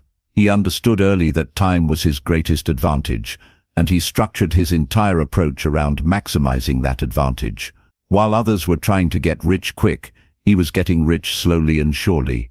The beautiful truth is that none of this is exclusive to a chosen few. These are learnable skills, developable mindsets, and accessible strategies. The barrier isn't talent or connections or capital. The barrier is the willingness to think differently, to act consistently, and to persist longer than comfort would suggest. But thinking differently requires courage, because it means going against the crowd. It means being misunderstood by friends and family who don't share your vision. It means making choices that seem irrational to people who don't understand your long-term strategy. It means being comfortable with being uncomfortable. The wealthy have learned to embrace uncertainty rather than avoid it. They understand that the biggest opportunities exist in the spaces where others are afraid to go. While everyone else is seeking security, they're seeking growth. While others are trying to minimize risk, they're trying to maximize learning. This doesn't mean being reckless. The wealthy are actually quite conservative with the wealth they've already built, but they're aggressive about building new wealth through calculated risks and continuous learning. They protect their downside while maximizing their upside. Right now, in this moment, you have access to more wealth-building knowledge than any generation in human history. You can learn from the greatest investors, entrepreneurs, and business minds who have ever lived. You can access courses, books, podcasts, and mentors that would have been impossible to find just decades ago. The question isn't whether the information exists. The question is whether you'll consume it, apply it, and commit to the transformation it requires. Will you trade your entertainment time for education time? Will you sacrifice immediate gratification for long-term success? Will you choose growth over comfort? Because at the end of the day, wealth isn't about money, it's about freedom. Freedom to choose how you spend your time, freedom to pursue what matters to you, freedom to contribute to causes bigger than yourself. It's about building a life where you're not just surviving, but truly living. The wealthy understand that money is just a tool, mindless all for creating options, for building impact, for leaving a legacy. They don't pursue wealth for its own sake, but for the doors it opens and the problems it allows them to solve. The choice has always been yours. The opportunity has always been there. The knowledge is available. The examples are everywhere. The only question that remains is, will you take it? Your future self is watching this moment, waiting to see what you decide. Will you choose the comfortable path of mediocrity, or will you choose the challenging path of extraordinary? Will you remain a consumer, or will you become a creator? Will you settle for security, or will you reach for significance? The answer you choose today will determine the life you live tomorrow. Choose wisely. Ever find yourself wondering why certain things keep happening to you, almost as if the universe is playing a game of echo with your thoughts and feelings? It's like there's a cosmic connection between what goes on in our heads and what unfolds in our lives. Brian Tracy exemplifies this by saying, "You are a living magnet. What you attract into your life is in harmony with your dominant thoughts." This means that the universe isn't just a passive space around us, it's actively listening and responding to every thought and word we express. But most of this communication happens without us even realizing it. It's like sending out signals without knowing the frequency we're tuned into. But here's the good news. We can actually tune in to universe frequency and talk to the universe. This way our thoughts have the power to turn into things, into actual events and situations in our lives. So how do we switch from unconscious broadcasting to intentional communication? How do we ensure we're asking the universe for what we truly desire and not inadvertently for things we don't want? Well, there are different ways. I'm going to tell you 5 effective ways to talk to the universe to ensure we're sending the right signals and creating the life we dream of. The first way to effectively communicate with the universe is by harnessing the power of energy. This is where things get really fascinating. The concept of sending energetic requests to the universe is rooted in 2 fundamental laws, the law of vibration and the law of attraction. Imagine everything around you, including your thoughts and emotions, as being in a constant state of vibration, like the strings of a guitar, each creating its own unique sound. This vibrational state changes based on what we think and feel. It's as if we're tuning forks, resonating with the frequencies of our inner experiences. Now enter the law of attraction, which is like the dance partner to the law of vibration. It's based on the principle that like attracts like. This means energies with similar vibrations are drawn to each other, so the energy you emit through your thoughts and emotions will attract experiences that match it. It's as if you're casting a net into the universe, and the vibrational quality of your thoughts determines what you catch. Think of your vibrational state as a beacon calling out to the universe. When you're in a state of joy, gratitude, or love, you emit a high-frequency vibration. The universe, aligning with this frequency, responds by bringing experiences, people, and situations that resonate with these positive states into your life. It's like setting the tone for the kind of day you want to have, and the universe orchestrates it accordingly. Also, if you're often in a state of worry, fear, or anger, you're emitting a lower vibrational frequency. Unfortunately, this attracts experiences that mirror these feelings. It's a universal response, unbiased and exact in its operation. It's not about punishing or rewarding you. It's simply responding to your vibrational call. Now, the real magic happens when you become conscious of your vibrational state and intentionally shift it towards the positive. For instance, starting your day by listing things you're grateful for sets a high vibrational tone for the day. When you're stuck in traffic, instead of succumbing to frustration, you might think about the good things in your life or plan something enjoyable. These small shifts can make a big difference in the energy you're sending out to the universe. By aligning your vibrational state with the qualities of what you wish to attract, you create a magnetic pull for those experiences. The universe, always in sync with your vibration, responds in kind, crafting a reality that mirrors your inner state. As you become more attuned to your vibrational state, you start to live in harmony with the energies of the cosmos. You become more mindful of your thoughts and feelings, understanding their impact on your life's experiences. It's like having a secret conversation with the universe, where your inner world whispers and the universe listens and responds. Ever wondered how these practices bridge the gap between our inner world and the vast cosmos? It's not about specific religious beliefs. It's about a universal connection that transcends those boundaries. Whether you're praying, meditating, or just being totally present, you're engaging in a heartfelt conversation with the universe. Across the globe, people communicate with the universe in myriad ways. In some cultures, prayer is a silent conversation held in the heart. In others, it's expressed through song, dance, or even art. All these forms are powerful expressions of our humanity, seeking connection with something larger than ourselves.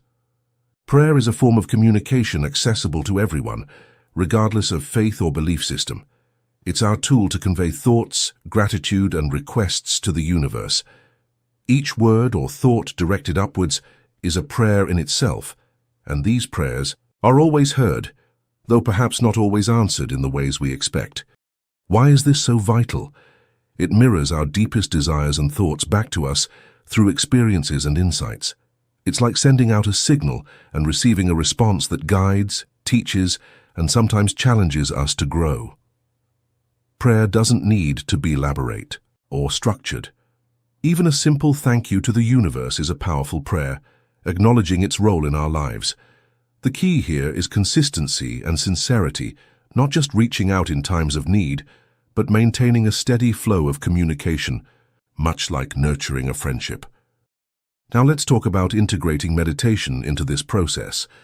Meditation creates a quiet space for insights and guidance to emerge.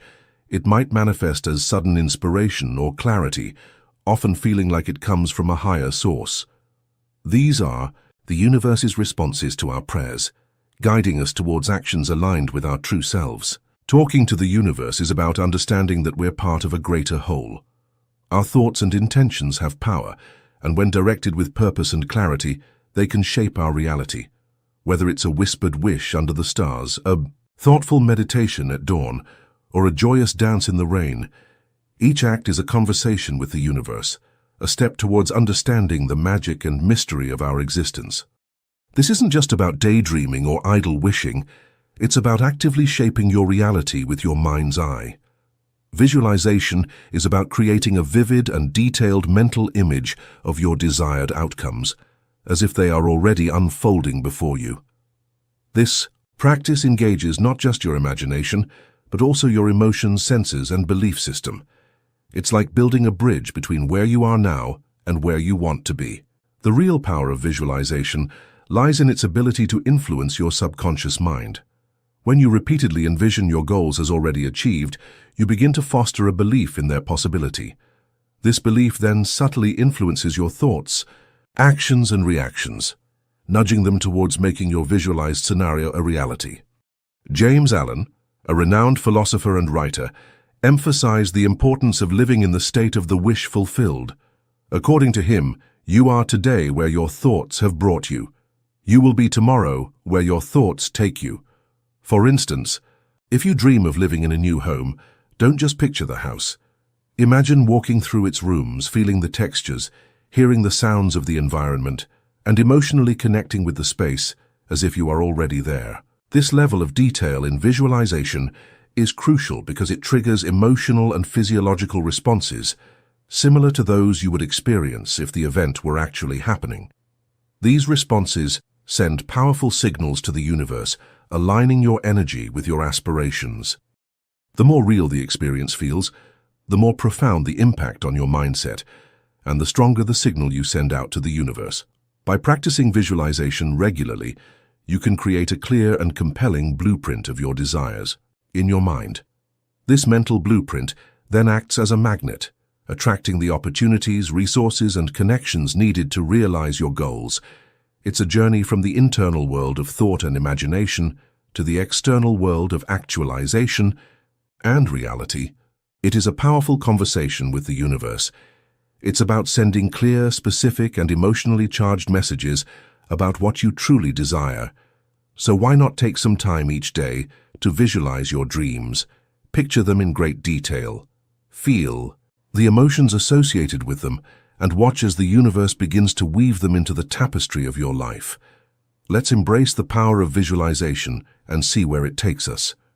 Affirmations are transformational tools. They reshape our subconscious mind, realign our vibrational frequency with our desires, and communicate our intentions to the universe. By affirming our goals and staying committed to them, we open ourselves to the universe's support and abundance, paving the way for our aspirations to manifest into reality.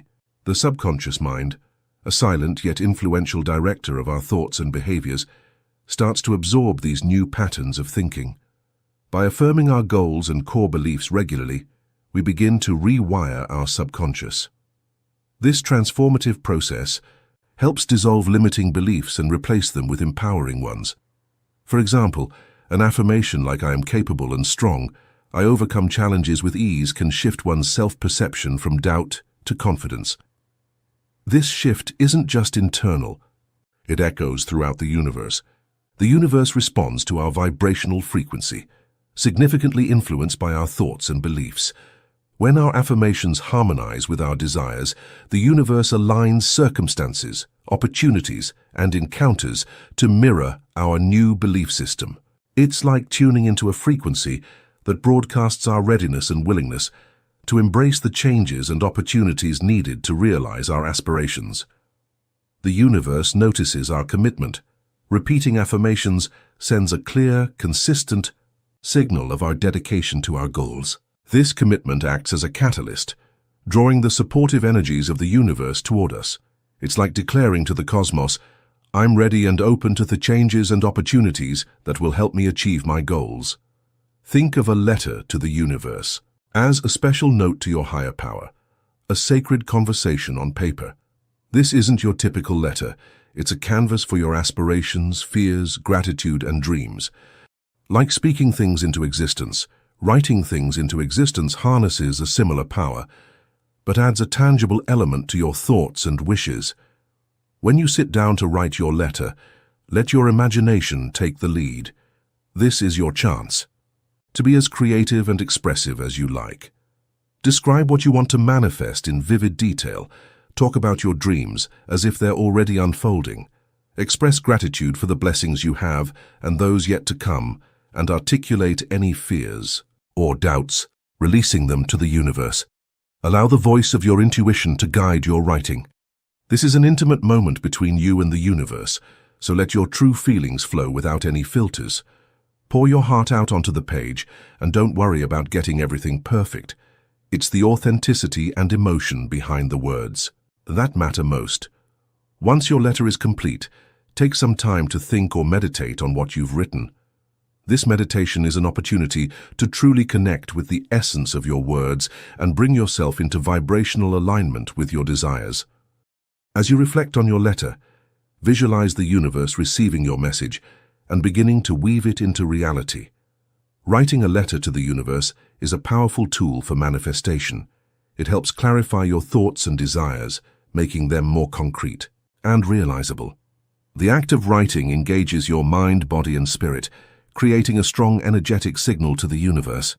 Now, there are different ways you can send your letter. Some people like to keep it in a special place, like a journal or a box.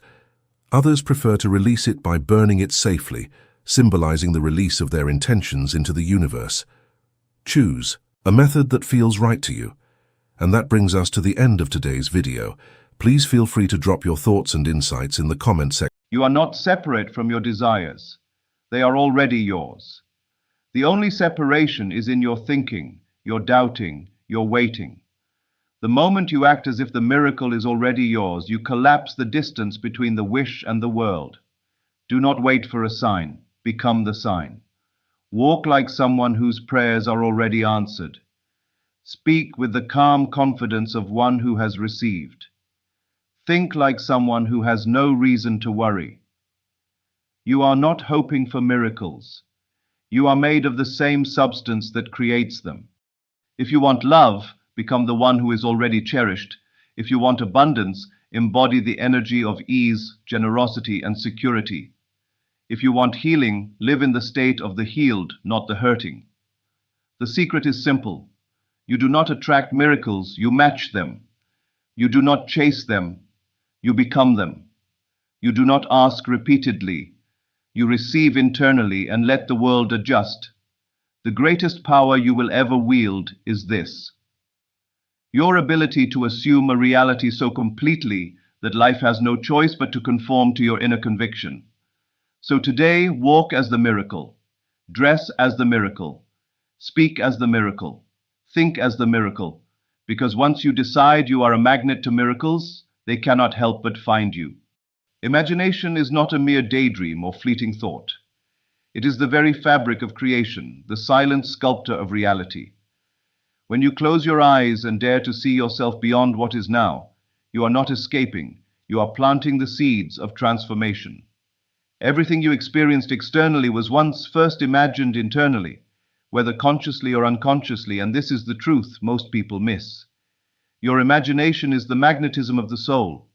It draws into your life not what you want desperately, but what you consistently imagine to be true. The world around you responds not to the physical effort alone, but to the image you habitually carry within. A man can toil day and night, but if in the quiet of his own mind he still sees himself as a failure, as unworthy or unlucky, then his results will mirror that in a picture. The law is precise. What you assume to be true, you live out. Life does not respond to wishful thinking. It responds to the state you occupy within yourself. Imagination is the bridge between where you are and where you long to be. It is your permission slip to enter a new reality before the facts rearrange. You see, the soul does not live in linear time. It dwells in eternity. So when you imagine something with feeling, with vivid detail, and remain faithful to that image, the soul sends out its quiet vibration into the unseen. The outer world is clay, but the imagination is the potter. It molds circumstances, shifts events, and reconfigures situations according to the belief you hold inside. That belief is not what you say once in a while. It is what you see again and again when no one is watching. The image you hold when your head touches the pillow, the tone of voice in your self-talk, the quiet assumptions that run your inner dialogue, those are the commands you give to life. And here's the miracle. You can change the image at any moment. You can withdraw from the habitual picture of struggle or lack and choose to dwell in the reality of peace, abundance, or love. But you must do it with conviction. Half-hearted imagining produces scattered results. But when you dwell so deeply in a new image that it begins to feel like home, then it becomes your truth and the world begins to conform. You don't need to figure out how it will happen. That's not your role. Your work is the inner vision, the consistency of returning to the new image even when outer facts scream otherwise. Because the world is slow to catch up to the imaginal act. But it must catch up.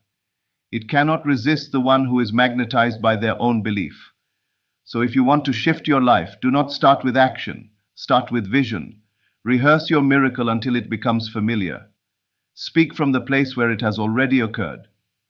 Walk in the world as one who has already received. Let the image be so alive within you that you no longer look for proof, because you are the proof. But to imagine something is not enough. You must feel it real. You must let your entire being respond as though what you desire has already come to pass. That is the secret most overlook. You are not waiting for a miracle to feel grateful, joyful, or free. You are required to feel those things first. That is how the miracle knows where to go. Feeling is the bridge between thought and reality. It is not just decoration to your imagination, it is the power that activates it.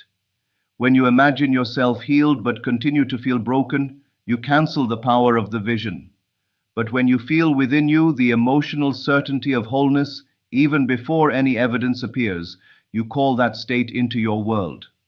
Feeling is what convinces the subconscious that the desire is real, and once the subconscious accepts it, the world begins to rearrange. You must understand, emotion is not weakness. It is the most powerful instrument of manifestation.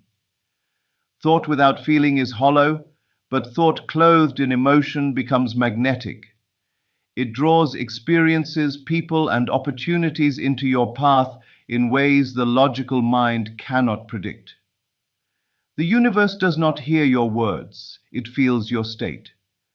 When you live from the feeling of already having, you are no longer asking, you are receiving. This is why you must not wait for outer facts to give you permission to feel joy. You must feel it now before any change, before any proof. And when you do, something begins to shift. You move from hoping to knowing, from wishing to expecting, from someday to now. The outer world may still look the same, but inside you have stepped into a new state. And because the inner and outer must eventually align, the world will follow. Feeling it real is not pretending, it is not faking anything. It is entering into the state where your desired reality is already true and allowing your body, your breath, and your energy to respond to it. This is how you collapse time. This is how you live in the future before it arrives. And by doing so, you draw it closer. You become the one who already has, the one who already is. Let yourself feel it, not just once, but over and over until it becomes natural. Close your eyes and breathe as the version of you who already holds the miracle. How does it feel to be free, to be in love, to be abundant, to be chosen, supported, healed, and seen? Let that feeling flood your being. Let it be so real that you no longer wonder if it's coming. You know it has already arrived in the unseen. Let that feeling become your new home. And once you move into that emotional space, the world cannot help but bring you evidence of it. Most people spend their lives trying to attract what they want, chasing dreams, praying for miracles, working tirelessly, hoping that something from the outside will arrive and change their circumstances. But this is a misunderstanding of how creation works. You do not attract what you want, you become it. You become the version of yourself who already has it. And from that state of being, the world begins to mirror your inner transformation. You do not pull miracles to you as if they are separate, they are not distant, they are not outside. The moment you stop trying to reach for them and instead embody the state in which they are natural, they appear as if they had been waiting for your recognition all along. You see, miracles are not events, they are reflections. Reflections of the inner state you occupy consistently. If you believe you are blessed, supported, worthy, and whole, you will walk in a world that confirms that belief. It is not about wanting. Wanting is a state of lack. To want something implies you do not yet have it, but to become means you accept the reality now, before it manifests in the physical, and that is the key. When you become the version of yourself who lives among miracles, who expects the extraordinary, who walks with calm certainty, life responds. You don't need to strive, you don't need to beg, you only need to shift who you are being. This requires inner honesty. What do you really believe about yourself, about what is possible? If deep within you believe life is hard, or you are unlucky, or you are not enough, then you will see that played out again and again. Not because it's true, but because you have become that story. The world is not judging you, it is simply echoing you. You cannot trick life with positive words if they are not backed by your inner identity. You must become the one who is already blessed. When you shift your identity, everything else follows. Think of it like changing clothes. You don't become wealthy by chasing money, you become wealthy by embodying the mindset, the energy, the behaviors of one who lives in abundance. You don't become loved by searching for someone to fill the void. You become loved by loving yourself so deeply that you radiate the energy of being cherished. You do not become healed by fighting illness. You become healed by stepping into the wholeness that already exists within you. Becoming is not pretending, it is aligning, it is stepping into the truth that already lives within you, beyond fear and past memories. Every day you are becoming something, with every thought, with every feeling, with every word. The question is, are you becoming the version of yourself who lives in miracles, or the one who doubts them? You must live from the end, not towards it. If you were already the person who had everything you desire, how would you speak? How would you carry yourself? What choices would you make?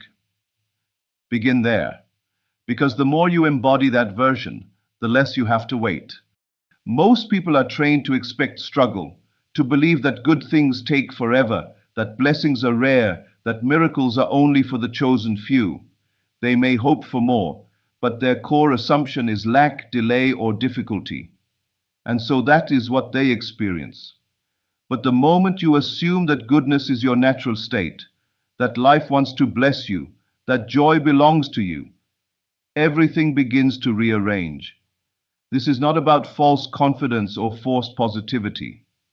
It is about a quiet knowing, a state where you no longer question if you are worthy, you simply know you are, where you no longer wonder if things will work out. You assume they already are. You don't beg for the miracle. You dwell in the energy of miracles, and from that state life softens. Resistance fades, doors open, not because you chase them, but because you align with them. To assume the miracle is your natural state is to no longer be surprised by goodness. It is to expect alignment. It is to know that solutions come, help arrives, answers unfold, not because you force them, but because you are one with them. You have become someone for whom good things happen. This is a radical departure from the world's conditioning. You are taught to prepare for the worst, to lower expectations, to not get your hopes up. But all that does is cement a reality where miracles feel foreign. When you assume life is hard, life proves you right.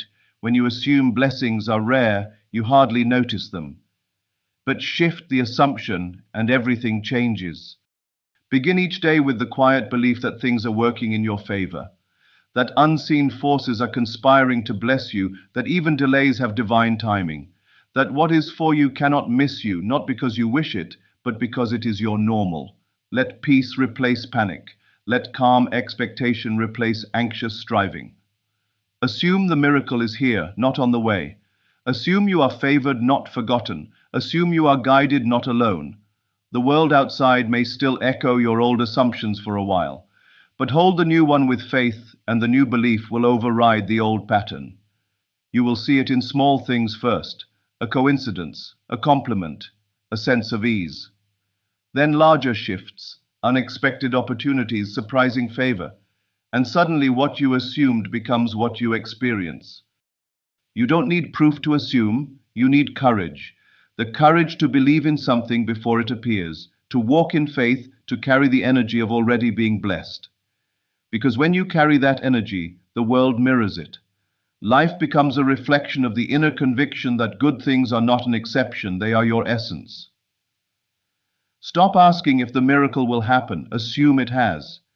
Let your tone, your posture, your thoughts reflect that truth. Move from it, rest in it.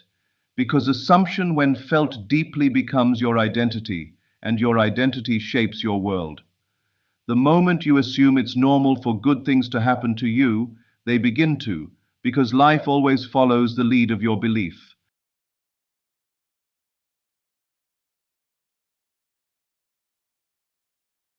Good evening, my dear friends.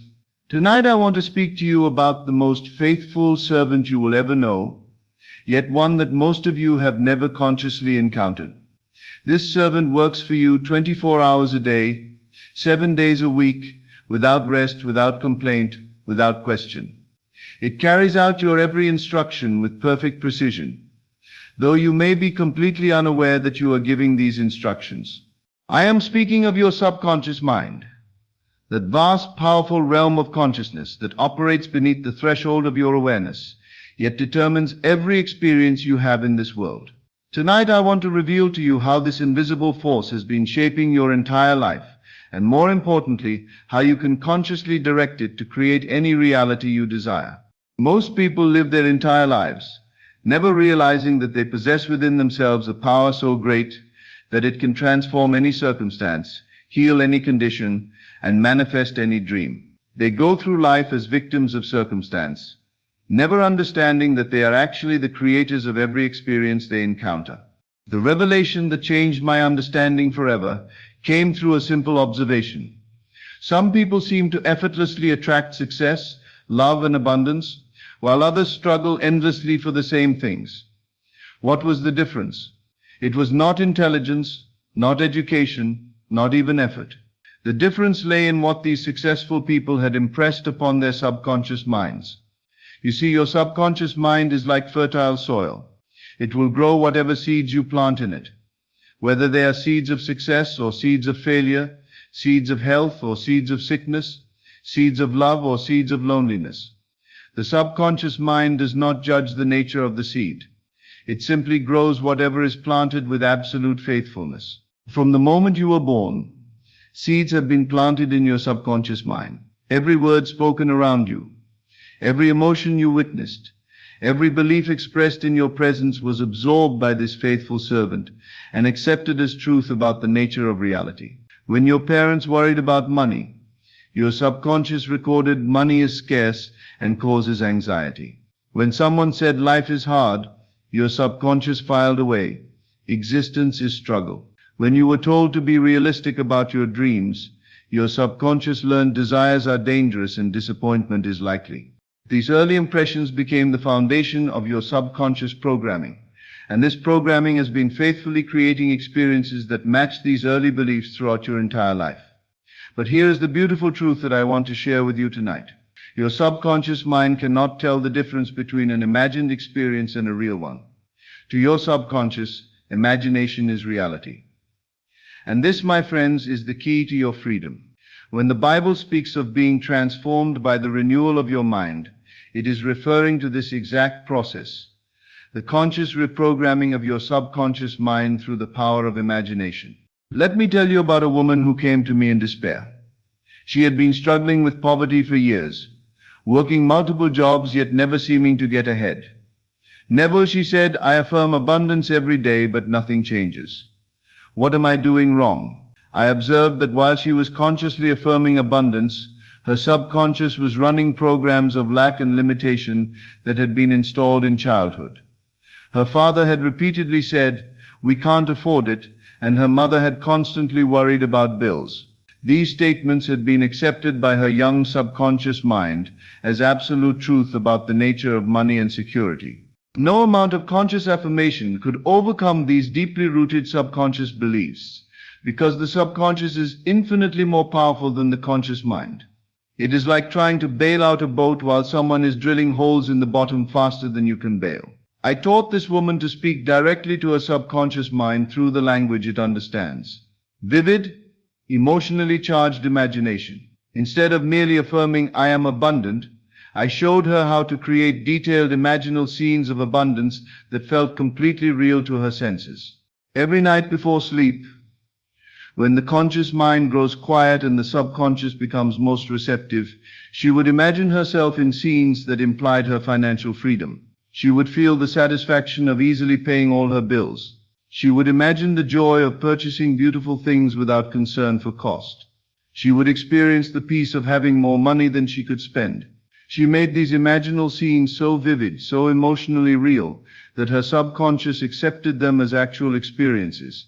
And because the subconscious cannot distinguish between a vividly imagined experience and a real one, it began to create conditions in her outer world that matched these inner experiences. Within 3 months, she received an unexpected inheritance from a distant relative she had never met. Within 6 months, she had been offered a position with double her previous salary. Within a year, she had achieved the financial freedom she had imagined so vividly in her mind.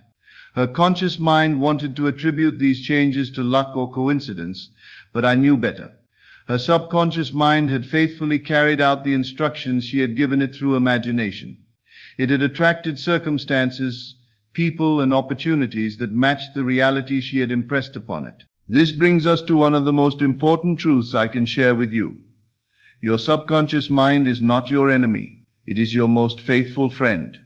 It has never failed to carry out your instructions. The problem is that most people give their subconscious conflicting or negative instructions without realizing it. When you worry about your finances, you are instructing your subconscious to create more financial problems. When you fear rejection in love, you are programming your subconscious to manifest experiences of rejection. When you expect things to go wrong, you are commanding your subconscious to arrange circumstances where things do indeed go wrong. Your subconscious mind is supremely obedient. It says yes to everything you consistently impress upon it. It never argues, never reasons, never questions. It simply executes whatever program you install. But here is the wonderful news. You can change the programming at any time. You can install new programs of health instead of sickness, abundance instead of lack, love instead of loneliness. The method is always the same: controlled, vivid imagination accompanied by the feeling of the wish fulfilled. Let me share with you the story of a man who was told by doctors that his condition was incurable. For months, he had been programming his subconscious with images of sickness and limitation by constantly thinking about his symptoms and imagining worst-case scenarios. When he came to understand these principles, he decided to give his subconscious mind different instructions. Every evening he would enter a state of deep relaxation and imagine himself in perfect health. He would feel the strength flowing through his body, experience the joy of unlimited energy, and see himself engaging in all the activities that perfect health would allow. He made these imaginal experiences so real that his subconscious mind accepted them as actual experiences of perfect health. And because the subconscious mind controls every function of the body, it began to align his physical condition with the healthy images he was consistently impressing upon it. His doctors called his recovery miraculous, but there was no miracle involved. His subconscious mind had simply carried out the new instructions he had given it through imagination. It had reorganized his physical body to match the healthy reality he had been consistently imaging. The key to successful subconscious programming lies in understanding how the subconscious mind operates. It responds most readily to images rather than words, to emotions rather than logic, to repetition rather than single experiences. Your subconscious mind is most receptive during the drowsy state just before sleep, when your conscious critical faculty is relaxed. This is why I always recommend doing your imaginal work in the evening before sleep. In this state, the barriers between conscious and subconscious are thinnest, and your imaginal impressions can penetrate directly into the subconscious mind. But you must be consistent. Just as you would not expect a single seed to transform an entire garden overnight, you cannot expect a single imaginal session to completely reprogram years of conditioning. You must patiently and persistently impress the new patterns upon your subconscious mind until they become its dominant programming. The feeling is the secret, my friends. Your subconscious mind responds not to the images themselves, but to the feeling accompanying the images. When you imagine your desire fulfilled, you must feel the joy, relief, gratitude, or satisfaction that would naturally accompany its fulfillment. This feeling is what convinces your subconscious mind that the imagined experience is real. Many people fail in this work because they imagine mechanically, without feeling. They create vivid mental pictures, but remain emotionally cold. The subconscious mind is not impressed by cold, lifeless images. It responds to the warmth of genuine feeling. Let me tell you about a young man who desired to be a successful actor, but had been rejected at countless auditions. His subconscious had been programmed with beliefs about rejection and failure through years of disappointing experiences. I taught him to ignore his current circumstances completely, and instead live in the reality of his fulfilled desire. Every night, he would imagine himself receiving applause after a brilliant performance. He would feel the satisfaction of bringing a character to life, the joy of audience appreciation, the pride of professional success. He made these imaginal experiences so emotionally real that his subconscious mind accepted them as actual experiences of success. Within months, he was called back for roles he had never thought possible. Within a year, he had achieved the success he had been imagining so faithfully. The secret was that he had given his subconscious mind a new set of instructions. Instead of programming it with images of rejection and failure, he programmed it with images of success and achievement. His faithful subconscious mind carried out these new instructions with the same precision it had carried out the old ones. This principle applies to every area of life.